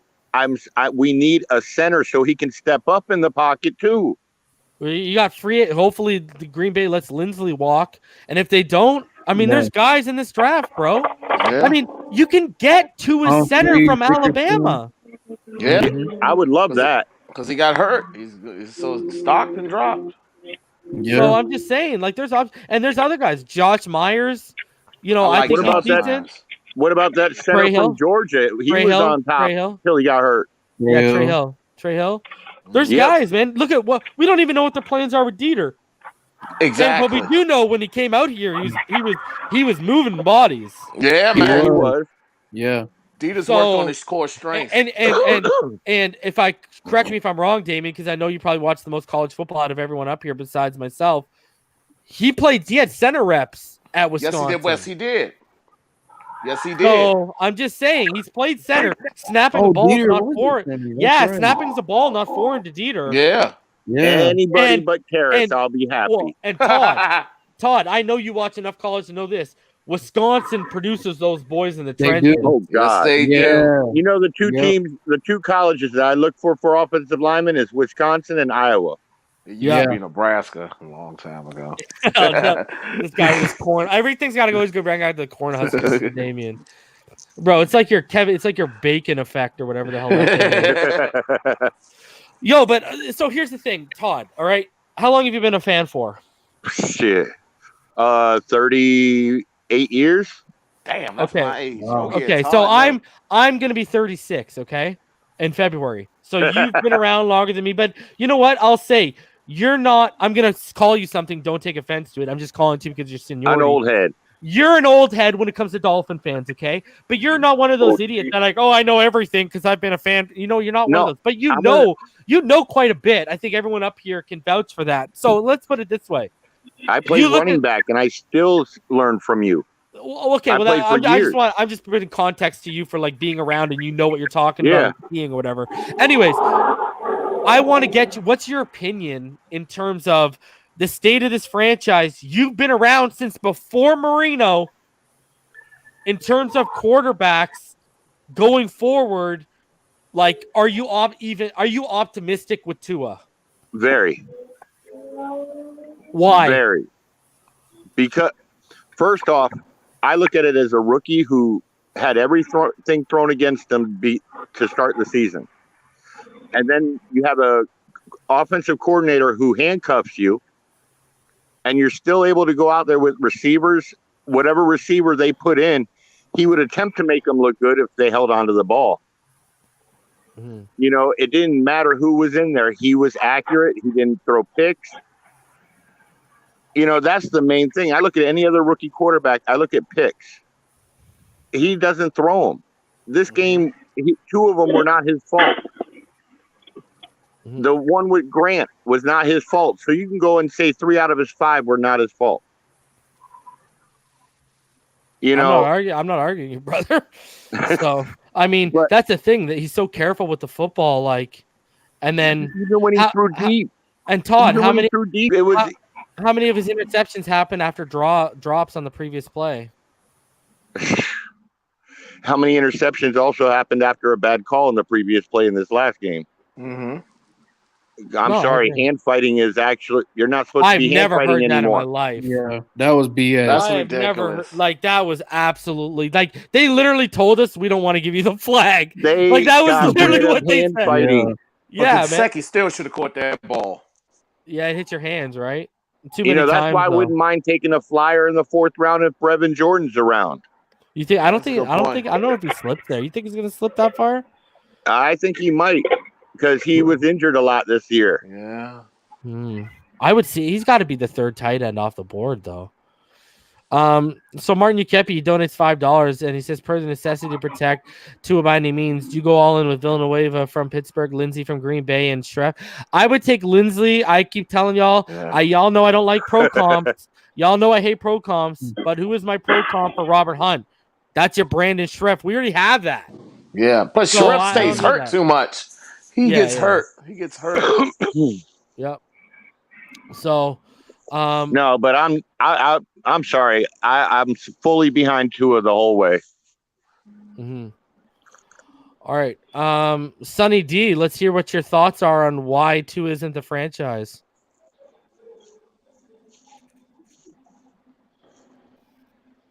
Sonny D. Hey, reason, man, it's not this. It ain't that Tua's not the franchise, man. It's we set him up to fail, man. Chandler, you know, the whole thing is just depressing. What a great team we were this year. How close we were, except for a couple bad decisions. You know, blame it on coaching, blame it on performance. You're breaking up a little bit, Tua, buddy. You're whatever breaking it up a may little bit, buddy. be, we had it right there in the palms of our hands, and we dropped it. Yeah, man. We had it right there in the palms of our hands. The defense showed up all year long. Tua, I expected him to be like so ready for Buffalo that he could call it defenses for him. And that's what I wanted to see. I wanted him to take that next step, grab this team and call it his team. And he left us in limbo all season long, because now it's like, okay, who's the better QB? Is it Fitz or Tua? And the fact that Tua and Fitz are even in the same sentence is just depressing. Yeah. Can you pull up the stats Larry had? Which ones? Buffalo game stats, because that shows pretty much how Tua performed. Oh, in terms of his adjustments, I don't have those. Yeah. No, I didn't sit there and take them. No. I just wonder what quarterback would have. But I can tell you what they were. It was, if you do he gave him. I can like remember it off the top of my head because I saw it. So he gave him 8 out of the 11 drops. He gave him 8 catches. Yeah. So that he went to 44 of 58, and then he went up to 444 yards. He had 1 touchdown and he went to 2 interceptions, and his adjusted completion percentage, it jumped from 60.1 to 74%. And the crazy thing about that is, because he still put over like 360 yards up, right? The crazy thing about that is, like I said, what those numbers don't show is if those drops, you can't make up for what those drops could have turned into on those drives, whether i.e. more yardage, more touchdowns, or more interceptions. That's the only thing you can't make up with those drops, right? But so I mean, like, I agree the defense showed up all season. I don't think I'm going to deny that in one sec, but they didn't show up on Sunday. I mean, I know special teams and a pick 6 allowed points, so you take those off the board. That defense still allowed 42 points. They let Barkley look like Allen in the second half. That's what my problem was, Todd. I was sitting here. I was like, dude, that's how I thought we were going to come back. Yep. We didn't. And what rookie quarterback has took the reins of the team and beat a top 3 team in that type of situation? Drew Brees was so bad, they drafted Phillip Rivers in a couple years, and they panicked too early. I mean, Aaron Rodgers sat for 2 years, and he struggled. But we can hold on. We can both agree, Damian, though. Phillip Rivers was a better prospect coming out than what Drew Brees was out of Purdue, right? Phillip Rivers in college is one of the most pure. I'm just saying, there's not one of those right now over Tua. That's but we got to look at the San Diego panic too early. Because look what Phillip Rivers, that last year of his contract, Phillip Rivers balled out. They won the division and got to the second round of the playoffs. Mm-hmm. They panicked too early, and that's what I'm saying. Us as Dolphin fans, I know the organization is not going to panic like no. The Chargers you saw did. What did Barry Jackson say? A Dolphins official laughed at him. You know what's going to be the funniest thing out of all this? We sit here, we debate like Herbert, Tua, Burrow, whatever. When Jordan Love comes around in like 2 years and he like just rips everything apart because he's been properly developed and properly groomed and didn't have to deal with any of this nonsense. He just sat behind and learned behind a vet. Albeit Aaron Rodgers just showed him how to do it at an MVP. That's the guy who I wanted, right? But I was like, you need to sit him for 2 or 3 if we didn't take Tua. You need to sit him for 2 or 3 years. And the Packers are doing it, and watch. When they unleash that guy, watch. He's going to be freaking good. That's how he used to be. I wanted to say this about Tua. I noticed the Arizona game. All right. And he went up the middle at least 8 times in that all 22. So he's not afraid to go up the middle or up the seam. So my thing is this. When did Chan Gailey, from that thumb injury after the Arizona game, when did he become afraid of Tua? Because my thing is this. You cannot be encouraged to let Tua go in the Arizona game. And then all of a sudden the thumb injury. And now you're afraid for velocity? No, you know what I think it is, Sharif? I think he's lazy, bro, or he's unwilling to commit. Why do I say that? Because after the KC game, look what he said. Oh, I didn't know Tua could run the up-tempo like that. Then he doesn't go back to it, bro. Yeah. Like what? How, dude? I'm in. Like every time I kept saying, "Yo, if we get down, if you're down by 7, run the up tempo until you get ahead by 7, and put the ball back on the defensive side of the ball." Like, well, like, bro, this is simple. Like empty sets, guys. How many empty sets? I brought it up yesterday. How many? I saw under 5. I saw like around 5 or 6 maybe empty sets all game. And when Fitz comes in, it's pure empty sets. Hey guys. Like, Yeah. what's going on, man? Like, it's just like, come on, man. Like, play to the guy's skills, man. And do you think if Fitz was in, would that decide the game? Because I'm hearing a lot of still people would have say, lost, "Oh, if bro. Fitz was in, we would have We won." still would have lost. You would have had to. Okay, Exactly. Let me ask you this, Powerhouse. And this is, I'm just asking you this. And what up, Rhino? What up, RD? Okay, yo, if Hey, you bud. listen, we're down. Okay, so I just did the math. Let's take away the special teams, right? Let's take away what's it called? The pick 6. Okay. Yeah. So now 42 points they put up offensively against us. All right. Yeah. You think Fitzpatrick's going to put up 42 plus points up against that team? Hell no. Hell no, bro. And guess what's funny, Powerhouse? They would have What's opened up? it up from the beginning, and he probably still would have ended up with 3 picks like Tua ended up with anyways. Who are we kidding right Exactly. now? And it So- wasn't. Yeah, that was a it collective wasn't ass just kicking, Tua, guys. the A whole real team collective was ass struggling. kicking. No, you know what the thing is too, Cap? You know what another thing is too that no one thinks about because people context, like I said on Larry's show, I don't know if Dolphin fans know the definition of context, let alone what it is. All of a sudden, in the 3rd and 4th quarter of week 17 in your 10th start, now I want you throwing beyond 20 yards. Other than that, I only let you test them beyond 20 yards once or twice, maybe a game. There was even a game against the Patriots, I think. He didn't even make a throw beyond 20 yards. Yeah. So I'm telling Now, you, man. I didn't even give you fishy, reps, man. bro. I didn't even give you. Something's Yo, fishy. Hey, I think it's what I showed from the Chris Kaufman thing, bro. I think you have a conflict of interest with Gailey and Fitzpatrick right now. I was going to say, you would think Gailey knows if you coach scared, you lose. No, Gailey Should have don't known know. that the first time when he was here. So this bro. is I one gave him thing. the benefit of the doubt, thinking that he would have his redemption song, but it was Wanstead all over again, man. Even worse. Worse. So one thing I want to say Yeah. is after Tua had the Arizona game, you had people who just had a personal vendetta versus Tua say, "Oh well, you can't say he's a franchise quarterback or this after one game." But then when he has a game there he doesn't do as well, then they try and use that game to just project his whole career as if he's gonna stay in this same state for the next 10 years. I think one of the biggest things between when you take the games like against the Chargers, even though he didn't do as well versus the Cardinals, but he took a lot of shots. It's just, the receivers just couldn't come up with the place and all that.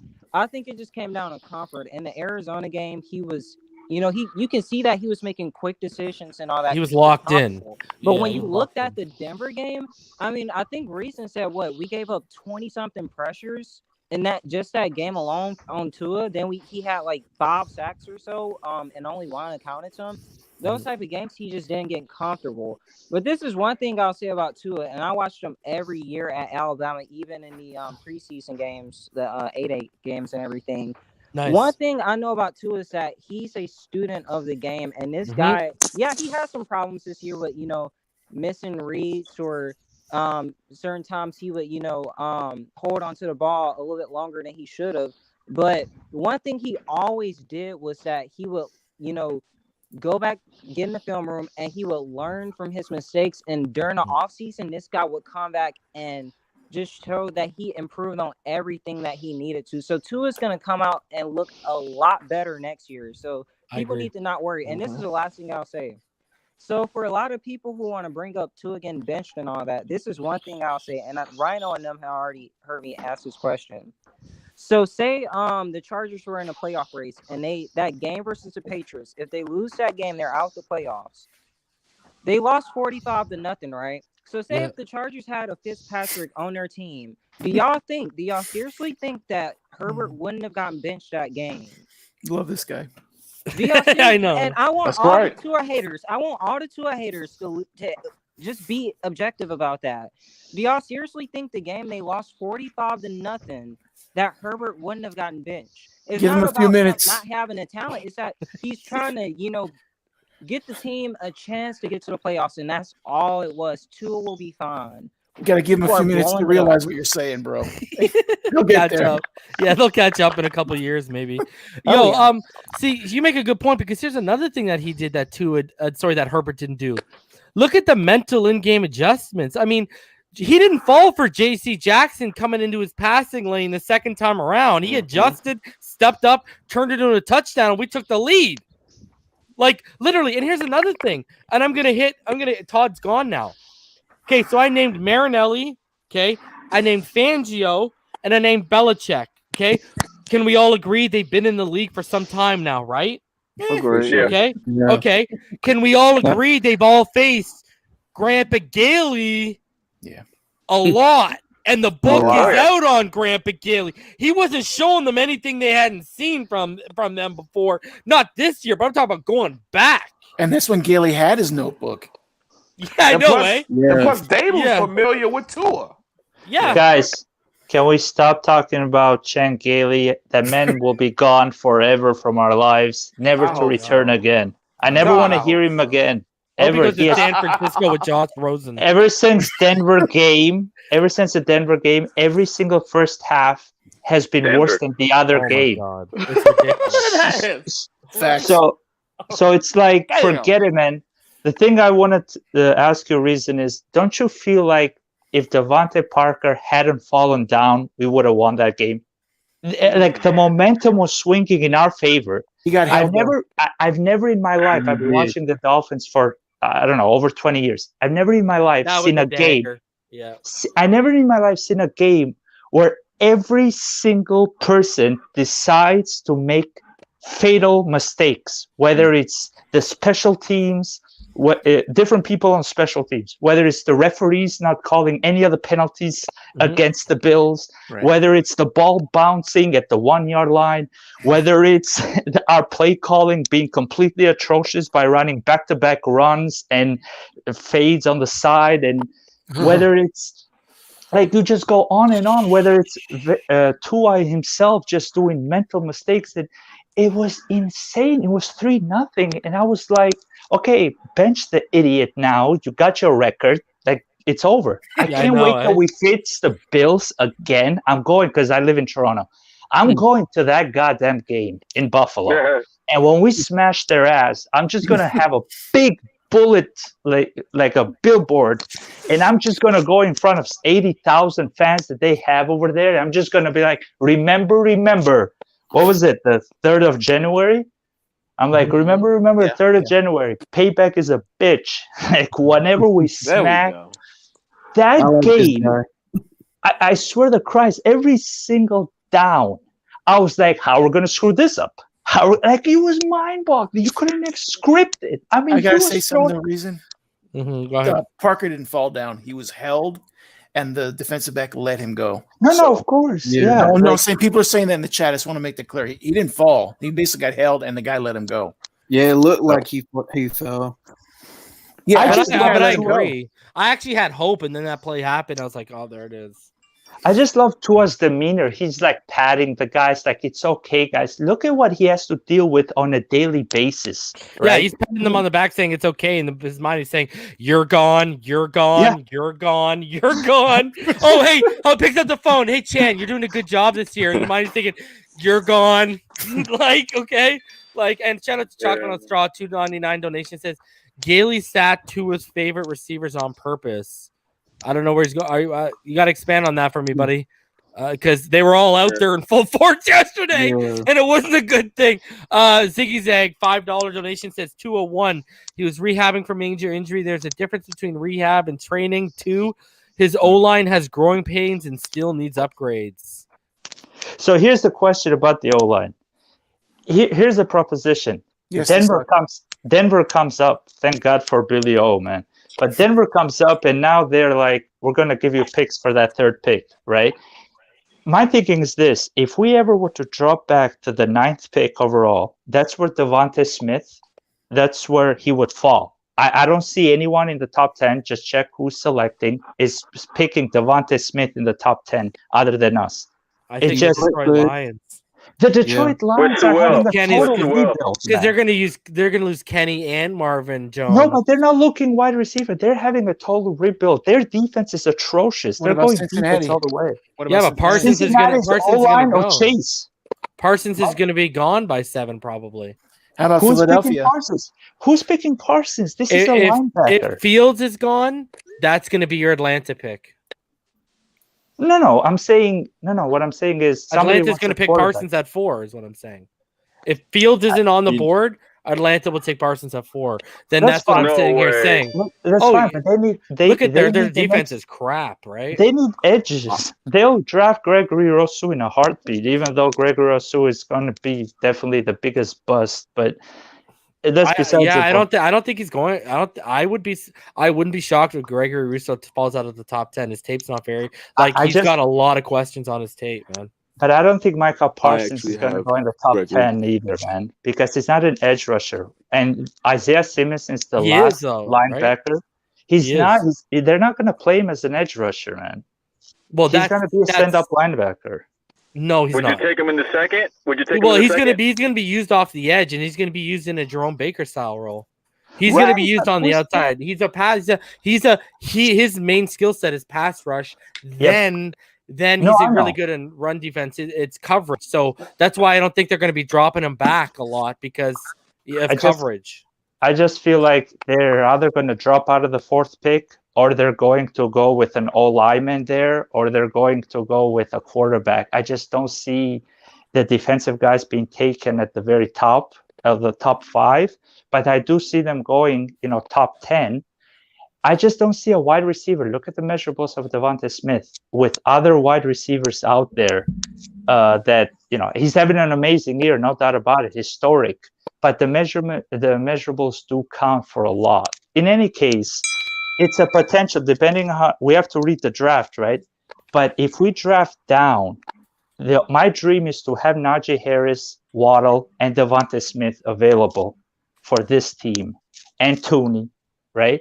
Just give him all the weapons. I just want to punch everyone who ever doubted Tua, right smack in the face when there's actual weapons. Right, we can do the before and after. But I don't know, man.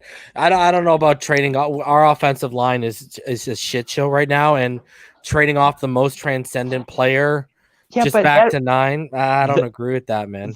The right tackle of Buffalo, he's a free agent. He's doing a great job. He's 35 years old. That guy, I just feel like if we get, I don't want a 35. I don't want a 35-year-old right tackle, man. Bro, I'm not. Here's the thing: you're talking about passing up on a guy that's gonna probably end his career with a gold jacket, and you can be there from the start for a 35. That just doesn't add up to me, man. That's the most transcendent player. Wait. In this draft. But wait. What if I told you get Devontae Smith? Because I don't think Devontae's going to be the first receiver off the board, and I don't think he's making it to 9.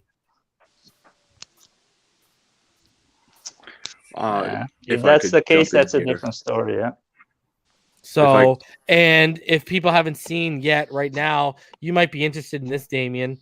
Jalen Waddle, buddy. Jalen Waddle is returning to practice tomorrow. Really? And Nikki, what did I I've been telling all y'all. What have I told y'all since the injury? I've been telling all y'all since the injury happened that there was talk if they made it to the championship, he was going to come back and try and play. I've been saying that. Yeah. He had a foot injury, right? The ankle injury at the top of the foot. They're calling it an ankle, but it was on the top of the foot. That's nuts. Wow. So he's returning to practice, and he's going to be trying to go for the national championship because, guys, it's still a week away. So if he gets in a week of practice, and he's good to go. I mean, if he's healthy, even at 80%, 4.27 speed is like 4.35. I'll still take that. So hell yeah. At 18, he's still there. Jump on. So, man, if he balls out, I think. Okay, here's the thing. Devontae Smith is it's 140 yards and either 1 or 2 touchdowns away from tying Jamar Chase's numbers from last year. So I'm just sitting here. He's going to win the Heisman. I'm going to tell you right now, he's going to win the Heisman. So Trevor Lawrence's. Trevor Lawrence is not winning the high. He had a No. terrible year, man. Mac Jones would win the Mac Jones and Kyle Trask would actually probably win it before he did. I know. Yeah, I think he's gonna win the. No, I think like he's gonna Devontae win the. Smith. Yeah, I think he's gonna win the Heisman, man. And I don't see him. He's definitely not making out of the top 10. He's the best. Here's the thing. I've already been Jalen telling Waddle or no, Devontae Smith. Yeah. I've already been telling everyone. You know, he's when you talk about Jerry Jeudy, Henry Ruggs, Jalen Waddle, even Michi right now, he's the best one out of all of them. Canadian boy, Michi. So, I I still mean, like him. people need to realize this guy, like, he is going to have, I think a lot of people are going to have higher evaluations on. The only thing that's going to concern teams is the frame. And you know what they're going to say to themselves? Yeah. We get him into the, no, they're going to say, we get him into the weight room and we put on 10 pounds and we're not as worried. That's Because it. he's 175. I get him up to 185. That's Tyreek Hill's playing weight. At the 9th pick, we can get him. At 195. We're gonna have to move up. We're gonna have to move up. If We're I gonna, could that jump in 18th here pick for a has to. second. Go ahead. But I wanted to jump in here for a second. I've been sitting back and listening to you guys talk about the draft, and in my opinion, and I agree with Reason a lot here. I'm not trading back. If the Jets or the Jaguars, because I've actually heard a couple rumbles the Jaguars might take Penei Sewell. But if none of them take Penei Sewell, I'm not trading back. I'm not even going to entertain it. We're taking Penei Sewell. He's Anthony Mau's, Tony Baselli, whoever you want to call him. He's just been one of the best offensive tackles I've seen in a very, very long time. But, you know, and I think truthfully, if Urban Meyer does end up going to Jacksonville, I could see Justin Fields going first overall. I will laugh my face off if they do that. That's a What's your opinion? Anyways, let him finish. Let him finish. I was just adding context, guys. That's all. Go ahead. Well, they're both laughable franchises that have not most of their history. I mean, the Jets' best quarterback shaved his legs. But besides all that, bring in the besides singers. all that, besides all that, what do you say? I think Penei Sewell is going to be there at 3, and if he's not, I'm trading back with a team like the Denver Broncos. Maybe I don't really know if they'd entertain it though. Maybe the Redskins. I like Scary Terry. I mean, if we could get Scary Terry, that'd be very dangerous. Yeah. You really think the Redskins would trade him? You think the Redskins would trade? I think Terry they before? would, because honestly, I mean, let's think about it here. They don't have a quarterback besides what's his name, Alex Smith, and Alex Smith is getting way up there in age.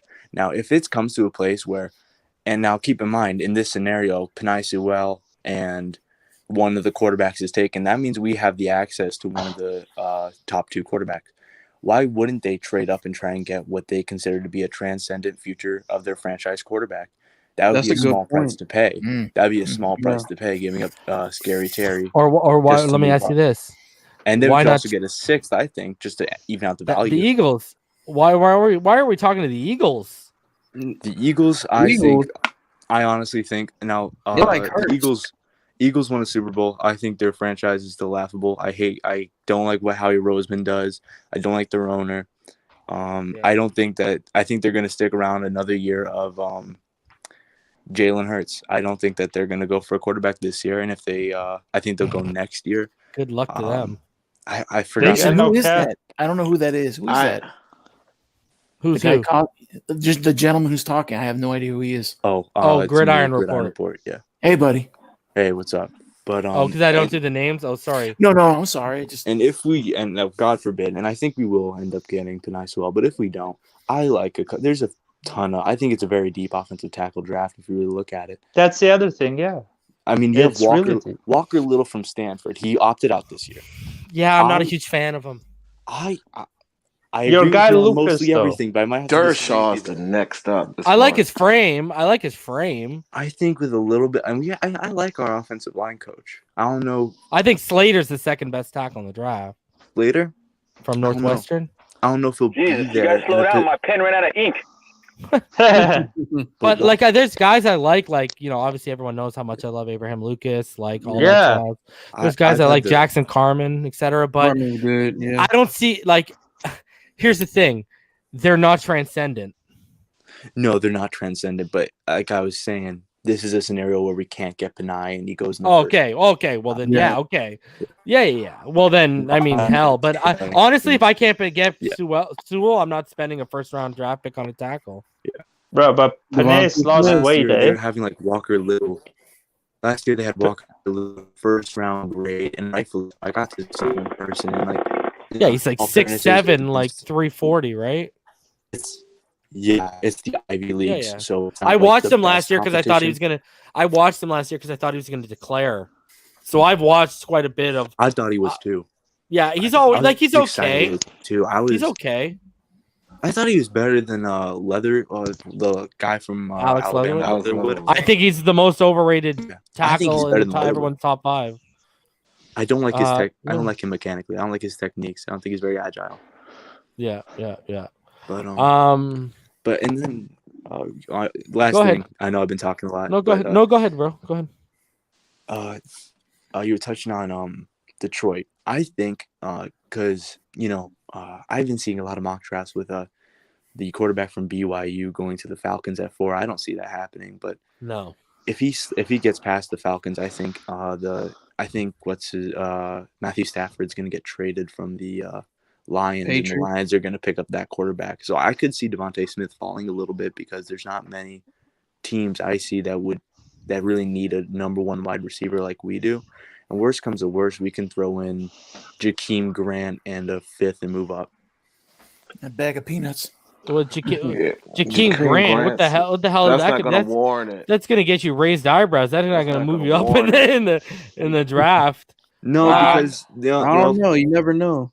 People remember him jumping over Malcolm Butler in 2016 twice and catching. Special. O'Brien isn't the only O'Brien out there. Yeah, I don't know about that. Is this guy Devontae Smith like a Andre Johnson type? No, I compare him to Marvin Harrison. Would be my comp. Yeah, everyone's saying that. Marvin Harrison. I've also seen AJ Green.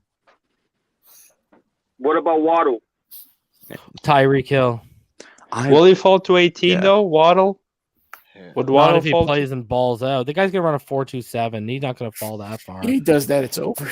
Can I have a feeling Jamar Chase is getting really overhyped? I feel like I'm not a huge honestly. I got I had some guy on YouTube. You guys might have heard of him. He does Madden stuff, Bangle or whatever. YouTube or whatever. I guess he didn't understand the context because comprehension, even if you have 250,000 subscribers, isn't for everyone. So I said, everyone knows who's my Damian. Who is my personal subjective wide receiver 1? Rashad Bateman. Who am I telling everyone that the Dolphins should draft? Oh, Devontae Smith. Or Rashad Bateman. Waddle. Rashad Bateman. Yeah. Or Jalen Waddle, right? Yeah. So anyways, the whole tweet was I basically said, because someone said it earlier, check this one out. I'm gonna hit you with something. Based off of value alone, pick value of where I'm gonna have to take the player, Jamar Chase is my wide receiver 5. Because I think you might have to spend a top 10 pick on that kid. And hell no. Let me hit you with even more. I actually value in terms of I'm not talking about rankings, but I think Terrace Marshall is better value for where you're going to draft that kid compared to where you're going to have to draft Jamar Chase. Terrace Marshall is DK Metcalf. I see elite size, I see crazy athleticism for that size, and I see crazy speed. For that size. I'm not saying he's going to run 4.2, but I see good speed for that size. So that's better value. And I got to draft, and I can draft that guy in the 20s. I can move up into the late 20s and draft him probably. That's where he's going to fall. That's better value to me than what Jamar Chase is, man. Jamar Chase is, here's the thing. My problem with Jamar Chase is when you're talking about Waddle, Devontae Smith, Rashad Bateman, even Rondell Moore, even Kadarius Toney, they're better separators than Jamar Chase. Jamar Chase ain't running people think he's going to run like a 4.35 or something out here. Yo, I don't think he's going to run a faster 40 than Devontae Smith. No, Chase will fall in the draft. Yeah, man. Chase ran a 4.6 in high school, man. Yeah, He didn't blow people off the charts here. And I think Devontae Smith, I think we're going to get like low 4.4 on this guy because he's football fast, man. Like he is, you know, for 4.4, the way he runs routes, almost just as good as almost just as good as Judy. Like this guy, and he's a better separator. He uses his body, stems his routes better. Like this guy's special, man. I'm telling you right now, this kid's gonna be special. And I don't think they're gonna, if we don't make a move in the offseason, like if we don't get like a Juju or Curtis Samuel, or I know people want Chris Godwin. I think he's going to re-up. I don't think they're going to let him go. You know, if we don't get one of those guys, you know, don't be surprised if they go high, because I tell people this. Listen, why would you trade back from 3 to 7, 8, or 9 and risk one of those teams taking the guy you want? You don't know, because here's the thing. A team could be picking at 9, and the guy they have at their board, that guy could go at 6. Yeah. Now, who's next on their board? And that could be your guy. Yeah, like the only team I don't see in the top 10 drafting a receiver or doesn't have a receiver need, or there's 2 of them. There's literally only 2 teams in the top 10 that don't have a receiver need, because you could literally actually count the Cowboys if you wanted to, because I think they're going to move off Amari Cooper sooner than later. And we know Jones loves the sexy picks. He needed a center last year. Cesar Ruiz was right there, and he took CeeDee Lamb when the ink was still drying on Amari Cooper's extension, and they drafted Gallup the year before. Mm-hmm. Okay, so here's the thing. Denver, they don't need a receiver. Okay. Nope. I'm looking at it. And who else? Who else Bring doesn't up need a receiver? Bring up the tankathon on your. The Falcons don't need a receiver. Don't need a That's receiver. it. The Jags need a receiver. The Jets need a receiver. The Dolphins need a receiver. The Philly Bengals need needs a a receiver. receiver. Philly needs a receiver, because I don't know if Detroit. you guys have watched it, but they're the team I watched the second. They need a receiver. Detroit needs a receiver because they're going to lose Marvin Jones and Kenny Golladay. Carolina's going to lose Curtis Samuel to free agency, so they're going to have a void at receiver. And then even when you go to 11, who's sitting at 11? The Giants. They need receivers. Yeah. I So, think yeah, the Jets are going to trade back into the first round and take a receiver. It's dangerous trading. No, the Jets already have a second-round, first-round pick, Yeah. but that's not till like 20. That's like not till in the 20s. Oh, then they're going to trade up, because I think they really. They're going to take. Reason all these top 10 picks, except for Denver, they had horrific defenses. How can you take a wide receiver when your defense is complete Because there's not trash? a lot of the only defender right now with a top 10 grade right now is either Micah Parsons or probably Caleb Farley or Patrick Surtain. I think will fall out of the top 10. I think there's 3 people that can go in top 10 defensive: 2 corners and Micah Parsons. I think very I don't easily. think Patrick Surtain is going to fall out of the top 10. I don't see any. No, not fall out. Fall in. Caleb Farley is the only one I think that has a chance to be a top 10 corner this year from Virginia. And he didn't even play. And he didn't even play. I know, but corners just get picked up because you can get a wide receiver. You're just trying to fit your narrative right now with that 9 pick, bro. I'm telling you right now, I just named a ton of teams. Okay, but how many Sorry about it, but how many wide receivers have gone in the top 10 the last 4 years? Yeah, because of talent at other positions. Yeah. Example: Derrick Brown was a defensive tackle last year. Name a defensive tackle who's going to go top 10 this year. But reason you could potentially, and I'm not making this up. You're just trying to fit your narrative. I know what you're trying to do right now. This draft, because you're talking about you get talent, 1 right? second because you've had more time than anyone else up here, and all it's been about is your trading with the Broncos narrative, and you're just trying to fit it however you can. So go ahead. Okay, I'll make my point. Top 10 picks right now, you can easily see 5 quarterbacks taken. There's not going to be 5 quarterbacks in the top 10. 4. There's not going to be 4 quarterbacks in the. Who's going to be the 4th quarterback in the 10? Trey Lance. He's not, bro. Did you not watch him this year? Like, you're not plugged into this stuff, man. One game. Yes, because look at his tape last year. How long? Here you go. How long has Trey Lance played quarterback for? RD. 2 years. Okay. How How many years of tape does he have? 1 year. Okay, you think that's going in the top 10 right now? Joe Burrow. What do you mean Joe Burrow had 2 years of tape? No, 1 year. All the He had others 2 were years. trash. Zach I'm not Wilson, asking- only 1 year. Did I ask about quantity or quality? Answer me that Okay. question. That's a one-word answer. Quantity. Thank you. Quantity. So, see, Trey Lance ain't going in the top 10. Again, you're just trying to fit your narrative. I'm telling you right now, I know more about the draft than you. That's not happening. Okay. It's not But happening. You don't think two offensive linemen? No, because Offensive linemen are them? Who's going to be the second one? Slater. Slater's not going to go in the top 10, man. Slater Wow. is a top 15 pick, not a top 10 talent right now. Okay, so who are give me 3 wide receivers that have been taken the last 4 years in the top 10.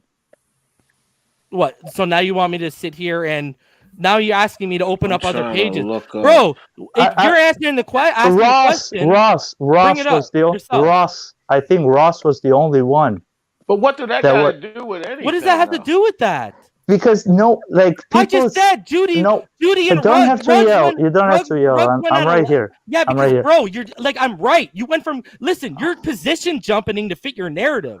That's what you're doing right now. Why You are literally you- moved. What do you mean? What am I doing? You went from cornerbacks. I'm saying, why are you yelling? You don't have to get passionate. I'm just trying to prove a point. That's it. No, you're not proving a point though. You're going around in a circle when something doesn't fit your peg. Listen, you started with corners. Me and Damien disproved that. All right. What did you move on to next? What was his next take, Damien? Because I know his third one was tackles. Tackle, wide receiver, quarterback. First, he went from 5 quarterbacks to 4 quarterbacks. All right. Bro, I'm not going to sit here and have this carousel argument just because I've named a bunch of teams that are wide receiver needy. Like, I don't know what to tell you here, man. It goes by need and special player. I mean, Detroit drafted 3 wide receivers in the top 5 3 straight years. But this is the same argument as they shouldn't take Tua because how many quarterbacks has Alabama produced? That's the same exact argument, just in a different context of, first of all, go back the last 4 years. Dude, you're asking me the question that involves research. If you're going to bring that up in a debate, do the research yourself. Don't ask me. All right? That's going to be the first thing I'm going to tell you right now. Second thing I'm going to say, all right? Dude, I mean, was I wrong? We talked about 3 different positions, and they had to get shot down. Like, I literally predicted where this was going before I gave you your 1 second that turned into how many? I mean, like, waste of my time, man. All because someone's stuck on it has to be at number 9 we make that move. Why? Why is number 9 have to be the only one? I mean, unbelievable, man. It's very unlikely we even make that move. I mean, because I No, think but Nice it's wouldn't like be there. listen, Detroit's gonna lose Marvin Jones and Kenny Golladay. What if Stafford, if they want to stick with Stafford, or what if they think moving up's too rich and 3 guys go in the top 5? Top 4. What if Atlanta does go quarterback? Or what if Atlanta is the one that trades back because we go Sewell? And then someone comes up and gets Zach Wilson. What do you think? Now they got no Golladay, they got Marvin Jones, and they got a potential Heisman who just won AP Player of the Year staring in the face. What are you going to do? I'm going to take him. I mean, and here's the thing. Skill positions consistently go in the top 10. It's just a matter of how talented said players are. That's why, how many guys, like Henry Ruggs went at 11. Devontae Smith is better than Henry Ruggs. Yep. People say you can't draft a running back no more in the top 10. Saquon went number 2 overall. Like, where did Saquon go? Honestly, where did Ezekiel go? Yeah, that's what I'm saying. If you're that special player, that's what Reed's talent saying. deems it. You know what I mean? If AP was coming out of college this year out of Oklahoma, he would be a top 5 pick right now. And Jerry it's taboo Jeudy. to draft a running back in the first round. Look at Jerry Jeudy. What pick did he go again, Damien? Jerry Jeudy went like top 12, wasn't it? No, what's his face went Henry Ruggs. Yeah, Ruggs 11, went first. right? Jeudy went top 15. Yeah, okay. He went top Denver. 15, right?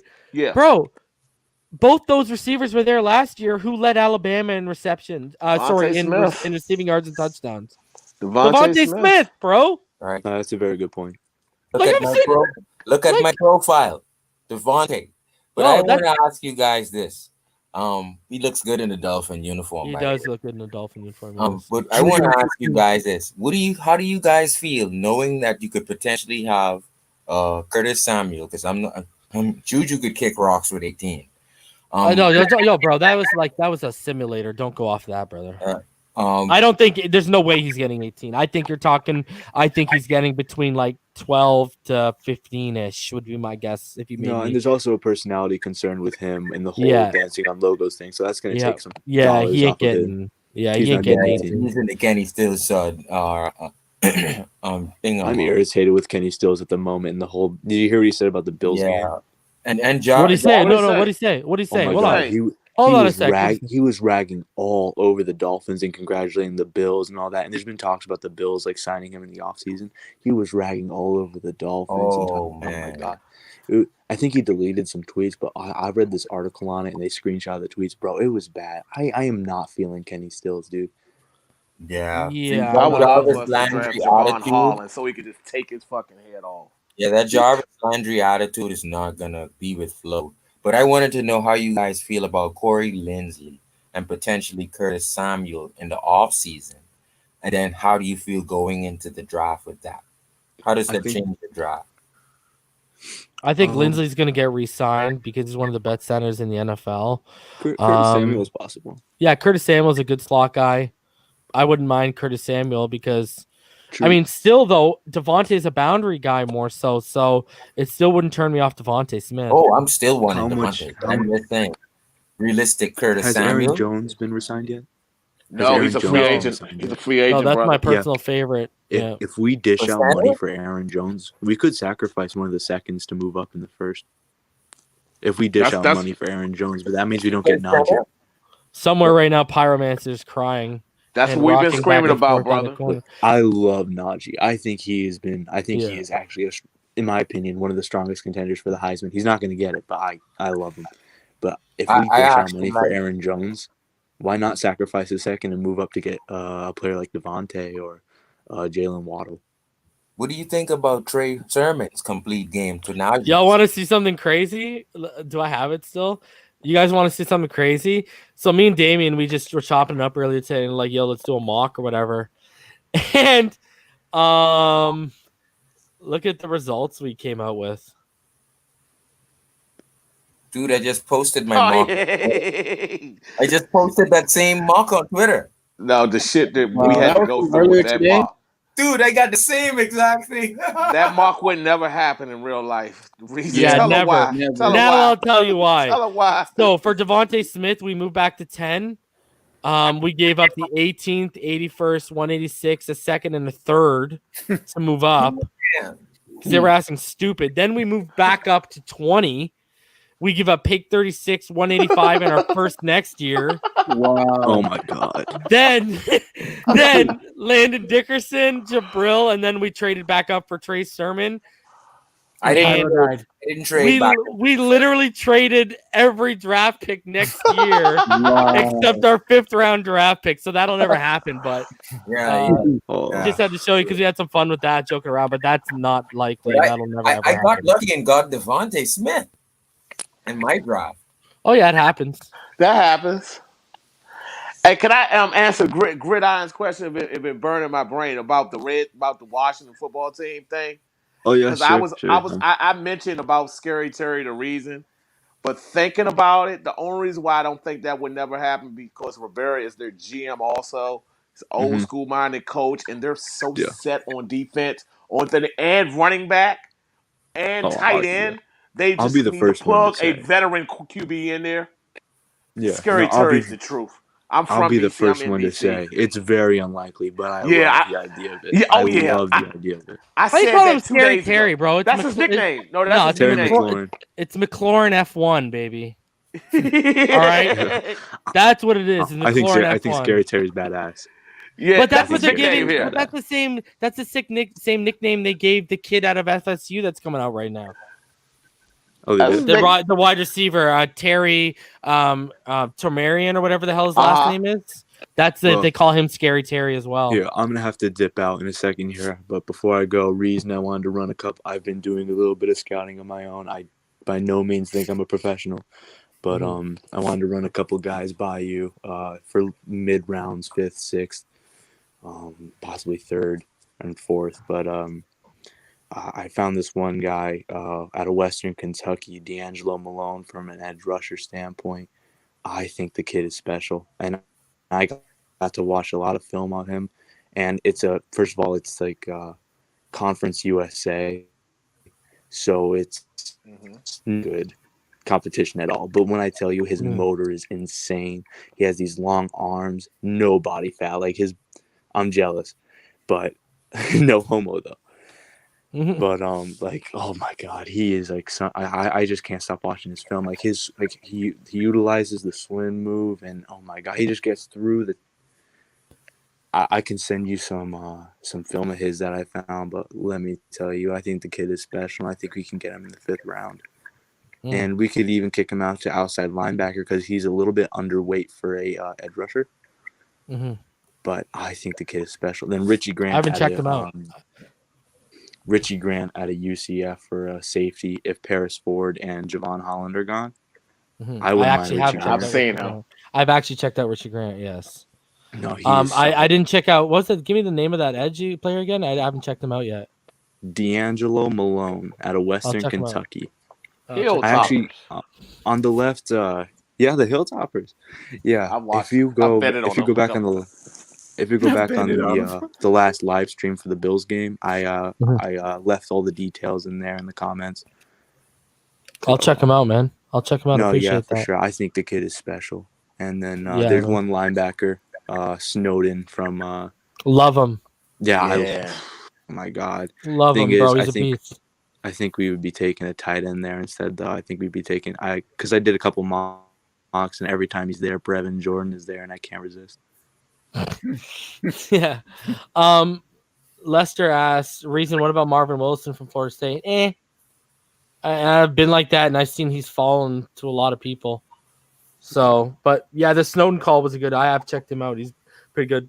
I've checked out Richard Grant too. The safety class is really good, man. People are sleeping on the safety class. Oh no, this year, I think there's not enough people talking about Cisco from Syracuse. Too, That's my man. boy. Richie Grant is actually from Richie Grant. I forgot where he plays, but he's the same guy.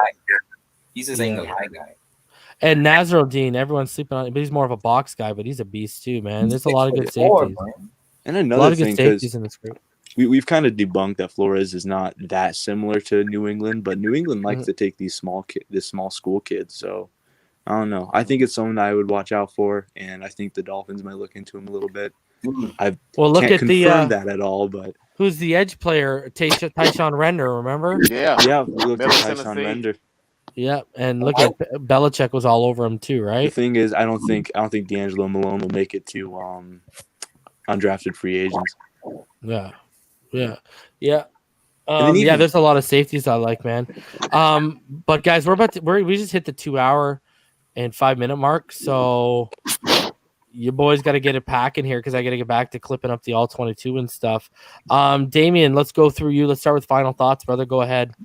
I'm optimistic for next year. I'm super excited about this off season, and I'm excited. All Dolphin fans, like tomorrow is going to be a big press conference where Flo and Greer are going to take all questions and like really get some. It's like a state of the Dolphins like type of thing. So yeah, it's at 1 or 2 p.m. I believe. Yeah, right? Everybody check that out. Yeah, so we're going to be Is good. Ross going to have a press conference?